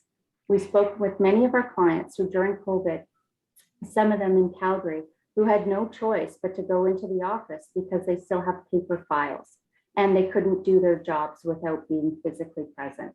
People have been faced with these new work scenarios and it has made it difficult to do those roles, and companies have suffered. We've seen new technologies being rapidly deployed to support working, like Teams and Zoom, which we're on today. We've also seen some of these technologies in the healthcare industry that have ramped up to help provide automation and chatbots so that we could keep up with demand. And preparing, moving forward, actually, how are companies going to prepare for this post-COVID-19 model? So our first question to the panelists today is, have you noticed an expedited acceptance of digitization within your team or within your organization? And I'm going to call on Nadel and then Christine first to answer these questions. So Nadel, over to you. Good morning, everyone. I'm very honored to be here today to be involved with this. And with our company, with Suncor, once this pandemic hit, it was very clear cut as to, okay, who's going to stay and who's going to go. Like, there was people that were obviously had to be present to do their job out in the field. But our office was very, no, you're going to work remotely. So it was kind of just shoved at everyone so quickly, and it was a very hard learning experience. There was frustrations at the beginning of it, just as, I'm sure everyone else has experienced, with the technology. It was a place where people were wanting to go eventually with teams and everything, but we were just kind of forced to do it. So, everyone had growing pains at the start, but as it progressed, it's become a tight ship, and it's been working very well with it. The challenges were the connections, like people at home having the internet, having a setup, having putting up an office. I worked out of my basement in my storage room at the beginning of it. So, and it's adapted as we've moved on, and it's very much become a well adapted part of our business, and the virtual meetings. And if you can't be there, you can still be there virtually, and I can see it going on further like that for sure. Thanks, Nadel. And how about you, Christine? Yeah, thanks. It's great to be here, and thanks for having me. Similar story to Nadel. With Shell Canada, we have indeed noticed that acceleration of digital tools. As Nadel said, staff were forced to utilize them and rely on them as most of our staff had transitioned to working from home. And as you mentioned in your intro, Amanda, indeed a heavy reliance on the use of tools like Teams. And just in general, we find that in the digital space, if a tool is intuitive to use and it facilitates work and provides, eases a pain point, then the adoption is definitely there. So. Great. Yeah, thank you very much. And it is always a surprise at how humans can adapt so very quickly to new technologies. And they're very intuitive with the user experience being there. So they make them adaptable much quicker than, historically, where you'd have to do a whole bunch of training and stuff. So our organization implemented Teams, I think, right at the beginning of the pandemic, and we all went, thank goodness for that. So it was great. So thank you, ladies. So our next question is, what have been some of the obstacles that you've had to help your employees overcome in order to help them adapt to their workflows? So I'm going to ask Andrea and Trish to maybe answer this question. So Andrea, why don't you go first? You want me to go first? Okay. So I'm at CGI, same as Amanda. So Amanda, you interrupt me if I get this wrong. Okay. At CGI, we work in teams. We're a very team-based organization. And so when COVID came, we had to relearn how to collaborate and work within our team. But even more challenging was how we had to connect with our client and continue to develop those trusting client relationships. So some of the obstacles that we encountered included connecting with each other, how to develop these trusting relationships and continue them with our clients, how to stay sane while doing all of this. Many of us were working in a house full of kids, dogs, supporting the elderly. We had a mess. Maybe we were trying to work from kitchen tables, bedrooms, and I love the storage room. Maybe we had to work from storage rooms as well.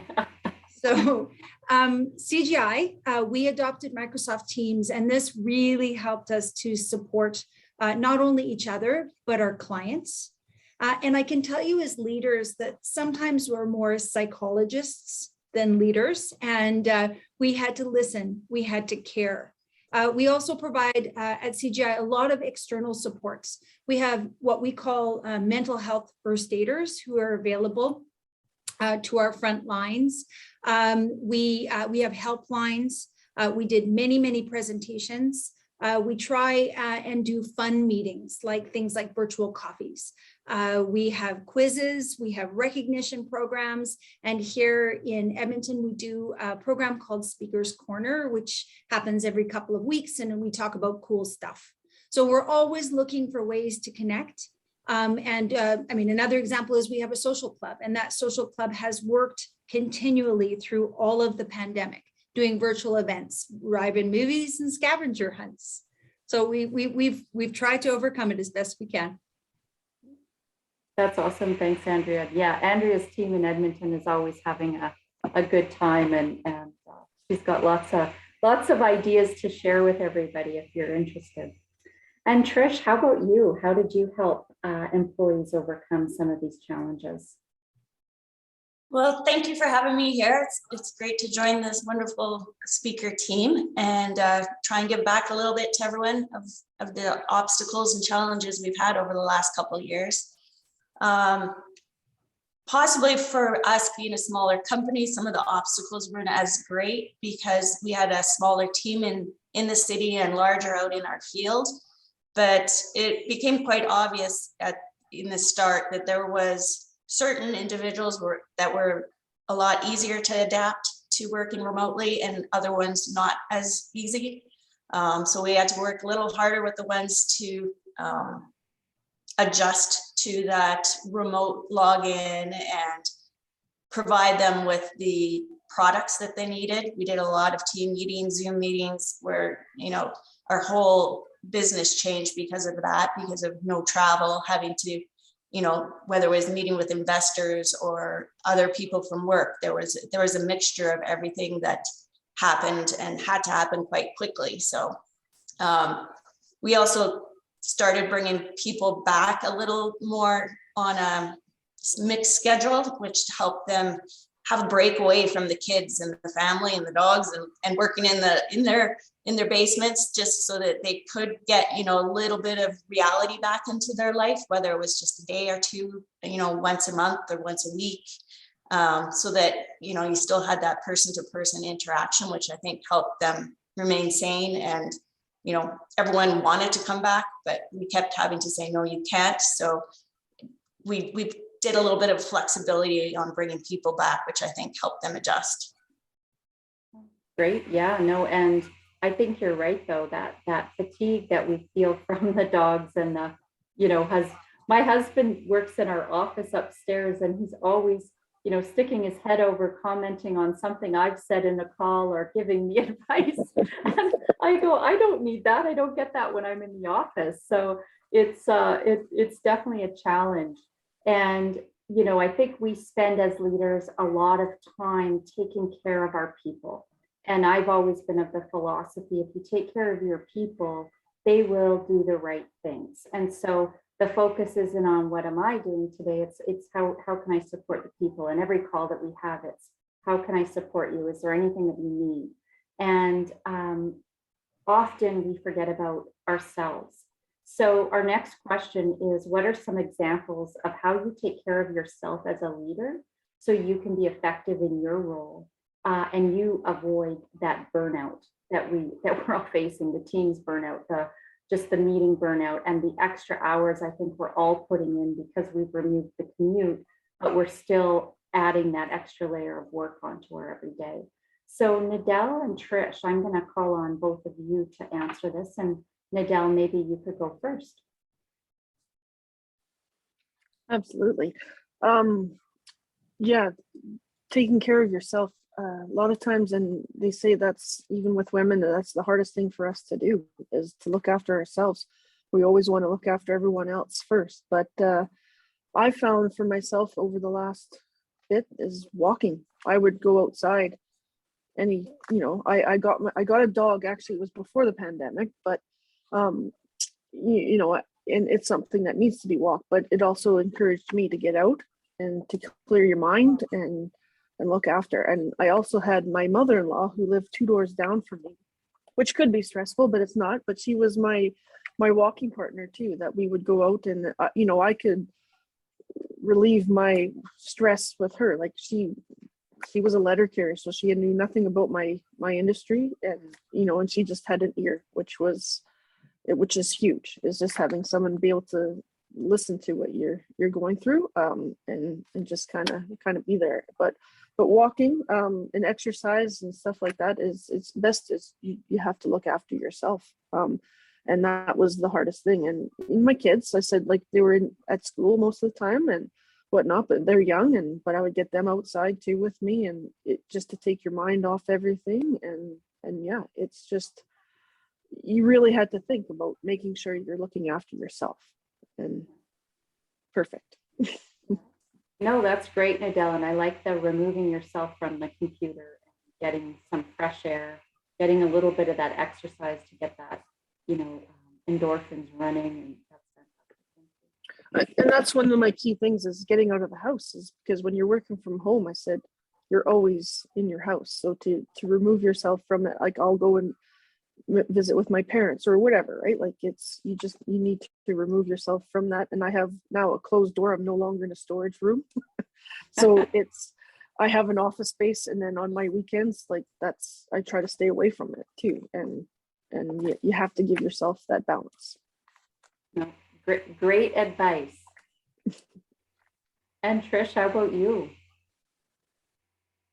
Well, the burnout during COVID definitely occurred a little quicker for myself, being one of the main people that had to stay in the office and keep working during that transition. But I realized that during that time that I had capable individuals to assist me. So there was a lot more of, spreading out the work and learning what people could do and what they couldn't do. While I, at that time, then started to step back a little and take time for myself, and then give them the time that gave them the opportunity to actually be a working woman again, or working man, or whoever it was, and have that opportunity to keep working. So, I mean, outside of sharing some of that transition pain helped with not being burnt out all the time. I also realized that technology, even though how wonderful it is, and we are stuck to it. It is time to put down that iPhone at the end or iPad at the end of the day and walk away from it, and turn it off at night. Make sure that the emails aren't popping up all the time and you're not responding, all that. Give yourself some time away from that. It's been great to have technology, but it's also overtaken our lives. So it had to take some time to adjust to that. Absolutely. And, this advice is great. And I'm also a big advocate of doing this. I have a really hard time, though, taking my own advice and executing on it, right? It's, we all know we need the break, but you're right. I think also scheduling that time away from your desk, scheduling a break. I have a really great leader in the organization, and, he said to me, he says, we'll let you work 24/7, only you can, turn it down. And it's okay to not have back-to-back meetings. It's okay that if you have a half an hour, get up from your desk and walk away. And you'd be amazed at the thoughts that come to you, the clarity that you get when you're not, constantly being bombarded by emails and Teams chats and stuff. So thank you both for that. So now going back, how are we preparing for those post-COVID, right? So we're hearing different news reports come out from major organizations. Okay, you have to be vaccinated or you can't come into the office. We're a consulting firm. So what does that mean if a member isn't vaccinated, but has to work on a client site, and that's their requirement to be back? So we've got all these scenarios. We've got the hybrid work model. Some companies are going to allow us to partly work from home. So how do you devise that? How do you prepare the offices for return to work when you can't be within 2 meters of one another, but you've got back-to-back cubicles? So I think it's a challenge that all these organizations are thinking about. So from that perspective, how are you preparing yourself and your team for these scenarios? So I'm going to ask Christine and Andrea, and this time maybe Christine, you could go first. Sure. Yeah. So for us at Shell, the company recognizes that people have had different experiences with work during work from home during the pandemic. And, the company has designed the future of work to help people have that healthy work-life balance that we just spoke about and perform at their best. So for the vast majority of our staff, this is going to mean further flexibility post-COVID, as we will go to that hybrid model. And just sharing openly, like we strive for relationships with our people that are based on trust and openness. And we recognize, the value of virtual flexibility, as well as the power of in-person collaboration that was missing, right, during the complete work from home. So what Shell did was we took global direction, and Shell Canada established a common framework of intent and values based to the approach to the future. And it's really up with the teams now to kind of apply as it best suits their teams, and learn and adjust and adapt as we go. So that has been our approach. And also, you know, on the flexibility front, recognizing that we have to strike a balance between personal preference as well as company needs, and that there will be no one size fits all in this. So again, just learning and adapting as we go.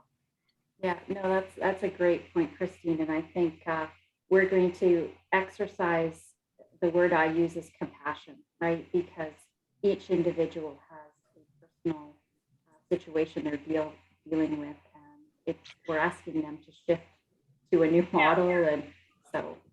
Yeah, and I think Nadel, you know, talked about it in the beginning about just the onset of the pandemic and the change, and it's really the change curve again, right? To return to a new normal, if you will. Absolutely, and some people adapt really well, and some people take a little longer. So we have to. No, great points. Andrea, how about yourself? How are you prepared? Well, I kind of struggled with the question, so I'm going to throw a bomb at it. Okay. There is no post-COVID work scenario. COVID's here to stay. We're hopeful that it's going to get better, but it won't go away for a long time. So in my mind, instead of preparing for post-COVID, are we really developing short and long-term strategies that will help us deal with the pandemic on an ongoing basis? So I think at CGI, we've done some really great things around strategies. Enhancing MS Teams is a big one. For CGI, Microsoft Teams has really made a big difference to collaboration. So I think enhancing that is one of our strategies for post-COVID. We're also planning for the hybrid workplace. So we know we will have some that work in home, some that will work in the office, some that will want to do both. And so we're looking at strategies to improve a collaborative workspace. We're also developing structure, policies, and supporting tools and technologies that will help us adapt as the workplace changes, but that it will continue to change. So I think that was my 2 bits on the question. Yeah, and great perspective, right? Great way to spin it around, but you're absolutely right? This isn't going away, and even if it's not COVID tomorrow, it'll be something else. So you're right, we have to figure out those short and long-term strategies. Thank you. So a critical factor we've all realized is that people are really moving forward with their digital transformation initiatives. Do you see this accelerating now that the pandemic has slowed down, and organizations trying to accelerate those efforts in case of another breakout or a heightened breakout, we should say? And how will organizations start to prioritize these things? So I actually have Andrea and Christine again on this one. So I think I might have mixed up the order there. So sorry, ladies. We'd agreed on questions. So if you're not prepared, that's okay. But Andrea, I'll put you on the spot first, since you flipped the question. I thought you did it because this was kind of a continuation of the first question. So I'll keep going with my rant. Okay. So this is going to be huge change when it happens, huge. And so we know we've adapted successfully to change in the past. And I think, Christine, you brought that up, and we're confident that we can do it again. We know that some will prefer to work from home, some from the office, some will want a combination. So we need to analyze what the prerequisites are for the hybrid. And we're already starting to develop structure, policies that will help us to support this hybrid workplace. So there's lots of little operational things that as CGI, we need to think through and work through. The logistics, how do we coordinate the workspaces? How do we book the rooms in the office when people come to the office, clean the workspaces, use the kitchens, use the washrooms, and so on. So it's more than just, there's a lot of little things that need to be considered. We also need to, for CGI, define what our policy is for vaccination, and not only what CGI's policy is for vaccination, but how we align with our clients' policies for vaccination, which is what Amanda was just talking about. The other thing that CGI needs to keep in mind is that we're a global company. And so how does our hybrid workspace affect our organization as a whole? So there's lots of different elements that we need to think about. Yeah, no, thank you. Because you're absolutely right. We're seeing it now within our organization, and all of that planning and communication happening. And there are a ton of questions, and everybody, like we said earlier, Christine, everybody's got a different perspective and a different home life that they're bringing. And so they bring in a unique question to the table that hadn't been thought of. So it's a little bit on the fly, but it seems that there's some flexibility is what we're seeing in our organization, at least. And there's not going to be a forceful way of doing things, but really how. And I know myself, I did a survey of my team, and 90% of them want to work from home. 9% want a hybrid, and only 1 wants to be in the office full time. So it was interesting to see. I had a feeling it would definitely be skewed to the working from home, but I didn't realize how much it was leaning. So we now have to talk about supporting our clients and who needs to be on site. And we schedule a meeting on Thursday, but your work from home day is Thursday. It doesn't matter. You have to be in there for that client meeting, because our clients pay the bills, and we need to have that communication and that relationship continuing to be built. So no, great points. And Christine, did you have anything to add? Yeah, so, similar to CGI, just due to the global nature of our business, I think we were fairly well set up for an emergency or for business continuity. But having said that, though, I think there is a general, COVID indeed was a disruption. And I think there is general recognition, to Andrea's earlier point, that it's going to be with us for a while, or similar disruption could take place that would disrupt our traditional ways of working. So I do think that for us, it's not only COVID, we've got additional drivers towards digital transformation. So it is a bunch of things at play that are accelerating that digital transformation journey. Yeah, no, absolutely. And it was always in play before, or some companies had started, some were beginning, some were exploring, and yeah, you face those different models. So no, thank you, ladies. That was great. We're going to shift a little bit, and we're going to address our second topic today, and that's really talking about the labor shortage, or that war on talent that we're seeing, the talent retention once we have people in our organizations, and planning for that future workforce, which kind of relates a little bit to COVID. So we've been seeing, although the unemployment rate is still showing high, there are reports that the available talent is short on the required skills that we need to execute on some of these plans. A Udemy survey of about 1,000 people found 61% of employees feel that there is a skills gap. Specifically, 54% report that they do not already know everything they need to know to do their current jobs, let alone a new job. And companies need to train and prepare their current workforce for near and long-term challenges to really stay relevant and motivated. And as we see these, what we call kind of emerging technologies coming out of digital transformation, how are we ensuring that our staff is being trained, that they understand what it is, and to be able to give them those exciting opportunities to learn and gain new skill sets. So we're going to touch on that a little bit in these next few questions. And so the next question is, how are you addressing finding the right skills in the labor market among the labor shortages today? So I'm going to ask Christine to talk more about locally, and then Trish to talk about in the field. So, and specific to kind of oil and gas, but even in other industries, those remote workers. So Christine, do you mind talking Yeah, about your so I don't know if my answer will neatly line up with locally, Amanda, but I'll give it a shot. Again, because we are a global company with Shell, we can draw from our global resources, and we do find different skill sets, and especially in the digital space. Yeah, I would say North America maybe not as advanced in some areas as in other parts of the world. So for us, it's a mix of upskilling and reskilling our folks, and then also contracting where we need. So where we do need to bring in external expertise, just recognizing it's going to be that balance.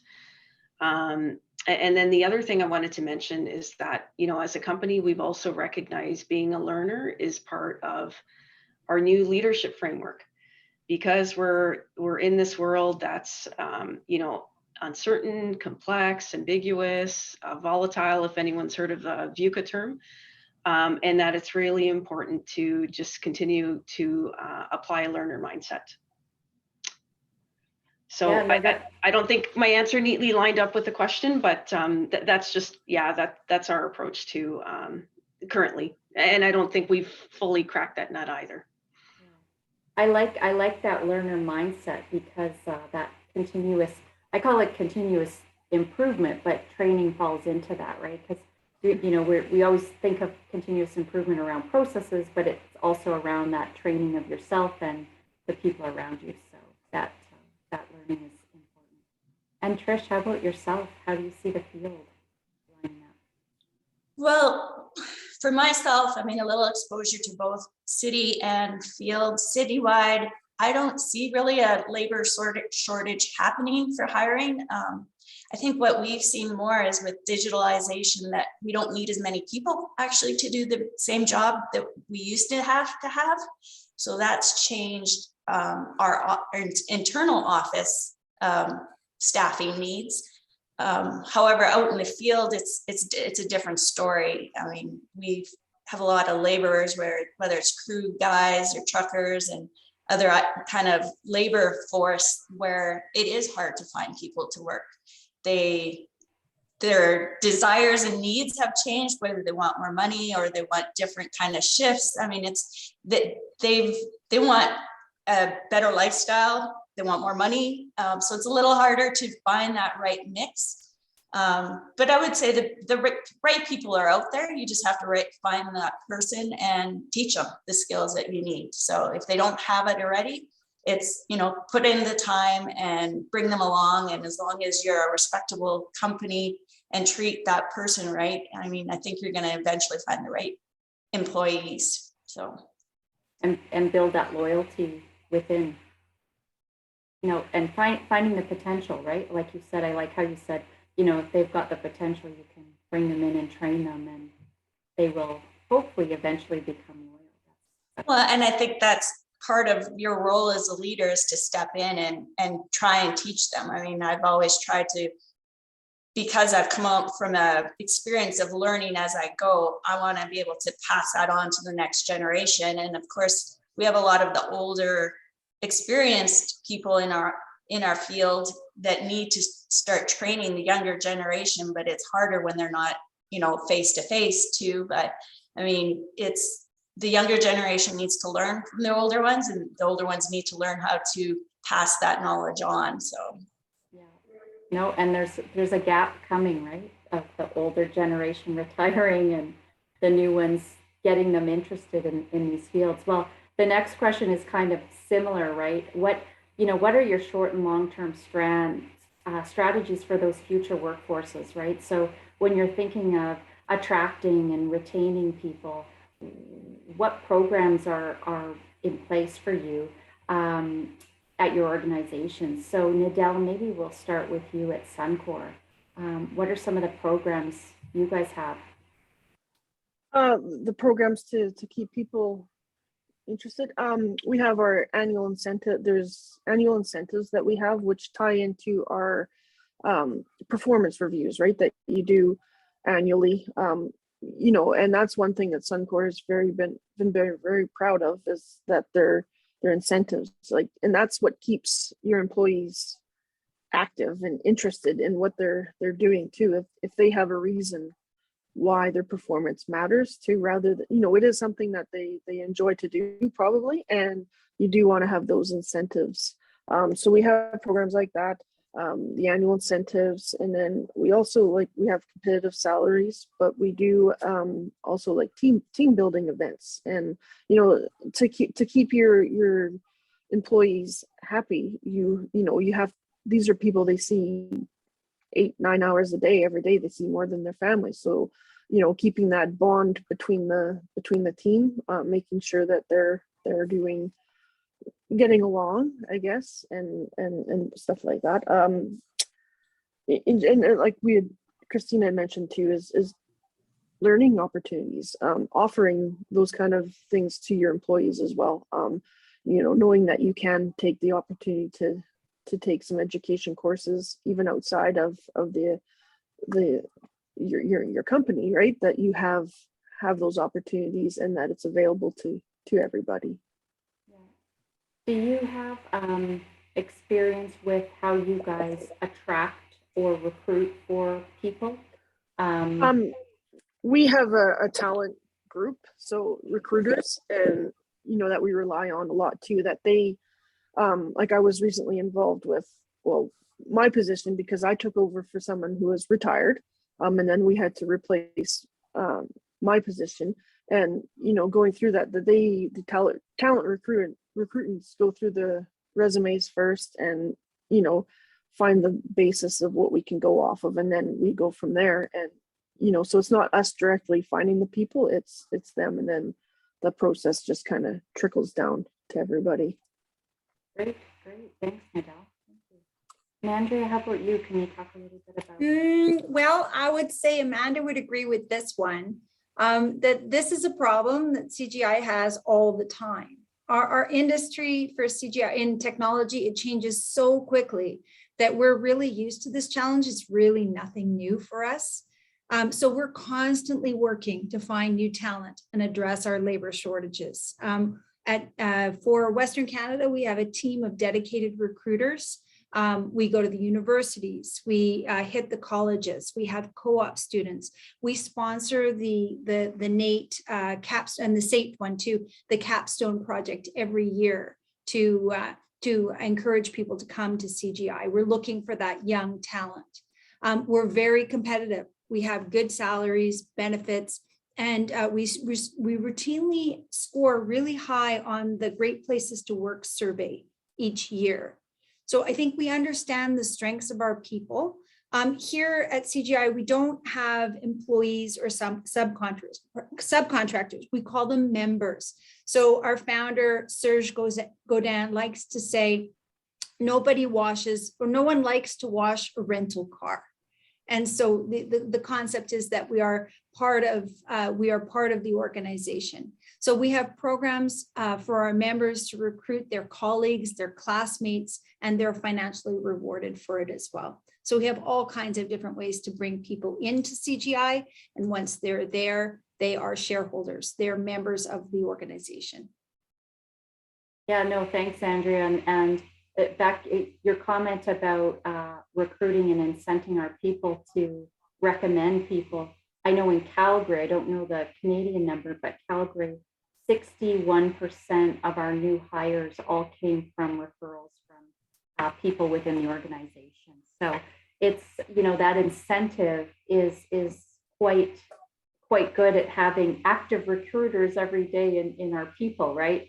They think, oh, if I can get, you know, a little bit of money, it's great, and I love working here, so come work with me. And that word of mouth seems to go well. But last year as well, I'll just add this, when Andrea said we work with the universities and the colleges, certainly we're active with the U of C and Mount Royal and SATE. And I know we hired 4 people in Calgary last year from those programs, people that we met throughout. And so it is about networking as well, I'd say, is getting those folks together and using your own people to do that, but also, you know, avenues like the colleges and universities is a great way to do that as well. Thank you, ladies. So we're actually going a little slower, so I'm going to skip a question or two if that's okay.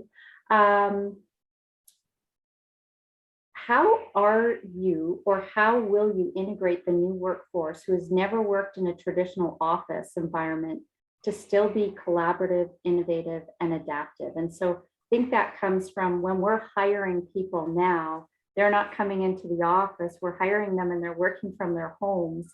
We're sending their laptops and their phones to them directly. So how do you get that team bonding going, that integration and collaboration happening? So I've got Andrea and Christine again. I'll ask you guys, and Christine, maybe you could go first. Sure. So like we've got plenty of examples of not stopping hiring or onboarding since the onset of the pandemic. And I think for us, again, it's a little bit unique in that because we do work with our global partners, there's many instances where even pre-pandemic, we're not even, we've never even gotten the chance to work in the same room together. So it's quite a normal way of working, and we rely on just the virtual tools in place, like Teams. Like we've got even a couple of different whiteboards. They don't replace the real thing, but we do have a couple of whiteboard different like IOBA or Mural that we use as well to replicate that whiteboarding brainstorming process. And then we use Menti a lot to generate feedback, and it's an anonymous Mentimeter, right? And it's an anonymous way of just as we're going through key meetings like town halls, of just seeing where people are at. And then the other thing we have is Yammer, which is our internal social media. So that also helps connect people. Yeah, it's it's important, I think, to use these tools just to engage and also foster inclusion. Great. Thanks, Christine. And Andrea. So, I thought about this question for a while because personally, I think it's easier for new members at CGI because they've never worked in the office. So this is their normal, and they have nothing to compare it to, whereas the rest of us pine over the way it used to be. So I think one of the big things for CGI is that we are a team-based company. So our key job is to make sure that these new team members that are coming in are a welcome, integral piece of our team or our group. We integrate the new members through acceptance and inclusion. And the culture at CGI is very much, you're only as strong as your weakest team member. So someone that's new into CGI is cared for and helped to be a part of the team. And one of the things we use here in Edmonton is around the movie Moneyball. And in the movie Moneyball, there were stars, and then there were just team players. And so it's okay to have stars, but what really makes a winning team is a team that collaborates, and they all have special skills that they bring to the table. So when we bring somebody new in, we try and find out what they do well and encourage that and make them part of the team. So that's how we would integrate people here. Great. Thank you, Andrea. I have a bit of a surprise question, and only because I know that the Women in Leadership group is kicking off their kind of mentorship program. And I run the Calgary Women's Mentorship Program here, and also include Regina in that group. And we've kind of grown it. We've got about 28 mentors and mentees, and it's been extremely rewarding for me to watch it grow and to see what people get out of that.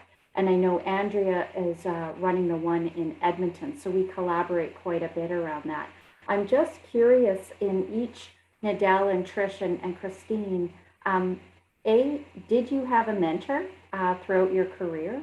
And again, I'm putting a spin on this, or do you have a mentorship program in your organization? And you can kind of pick which question you prefer to answer. So did you have a mentor, or do you have a mentorship program in your organization?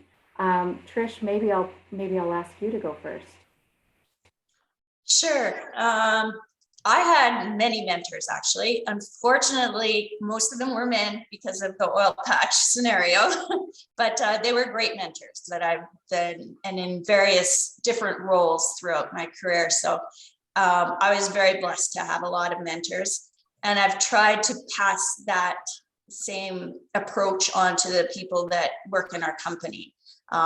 Particularly women, I think, need a little bit more of that, hands held, helping, help you progress, and let them know that they can do it, and they can do it, with the strength of someone being right there. Come ask me whatever you want. My door's always open. My phone's always, beside me. Come ask the questions. Let me help you, move forward.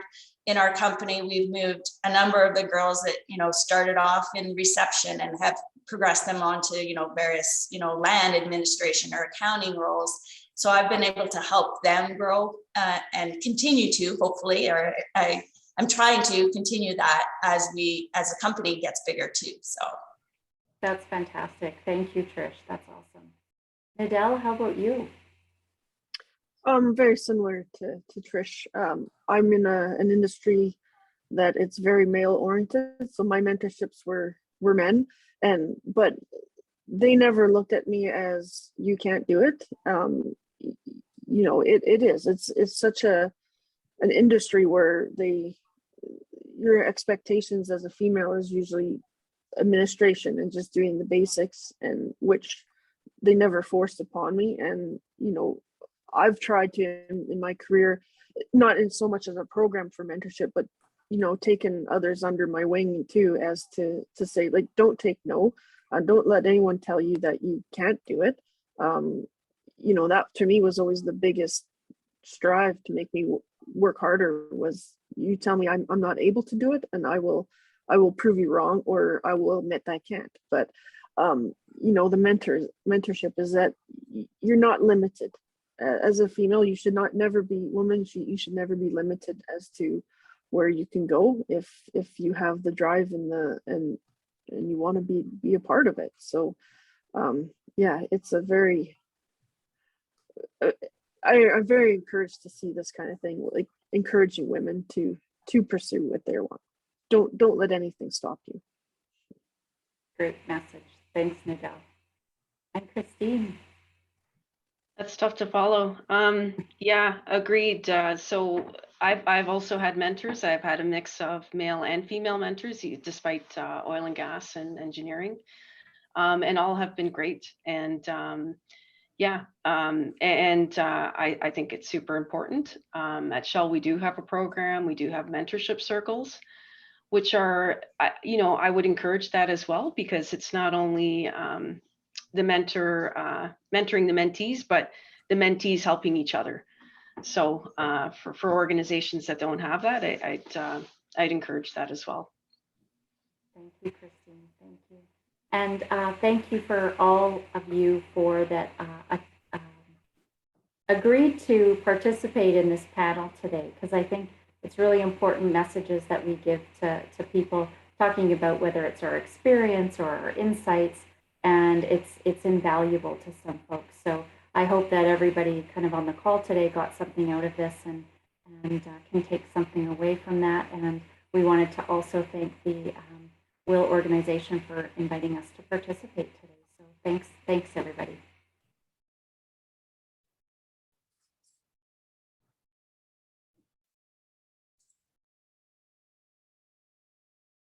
And I think it'll be over to Christy.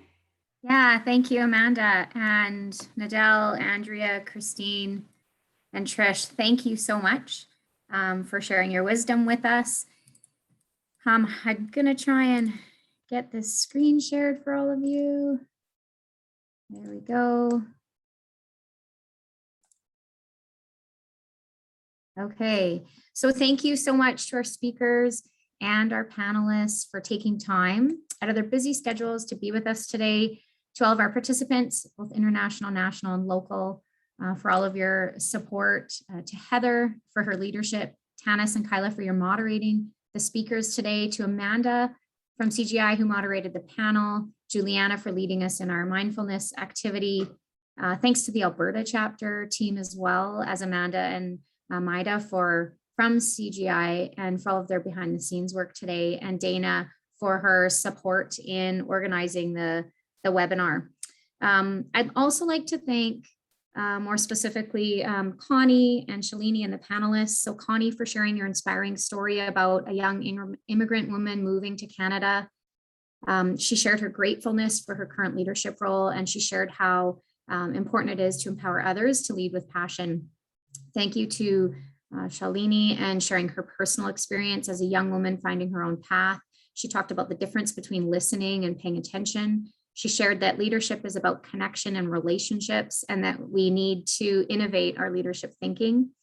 Thank you to Amanda, Nadel, Trish, Christine, and Andrea. Thank you for sharing your wisdom and experiences through the pandemic, the importance of self-care and work-life balance, the power of flexibility, as well as the importance of face-to-face interactions.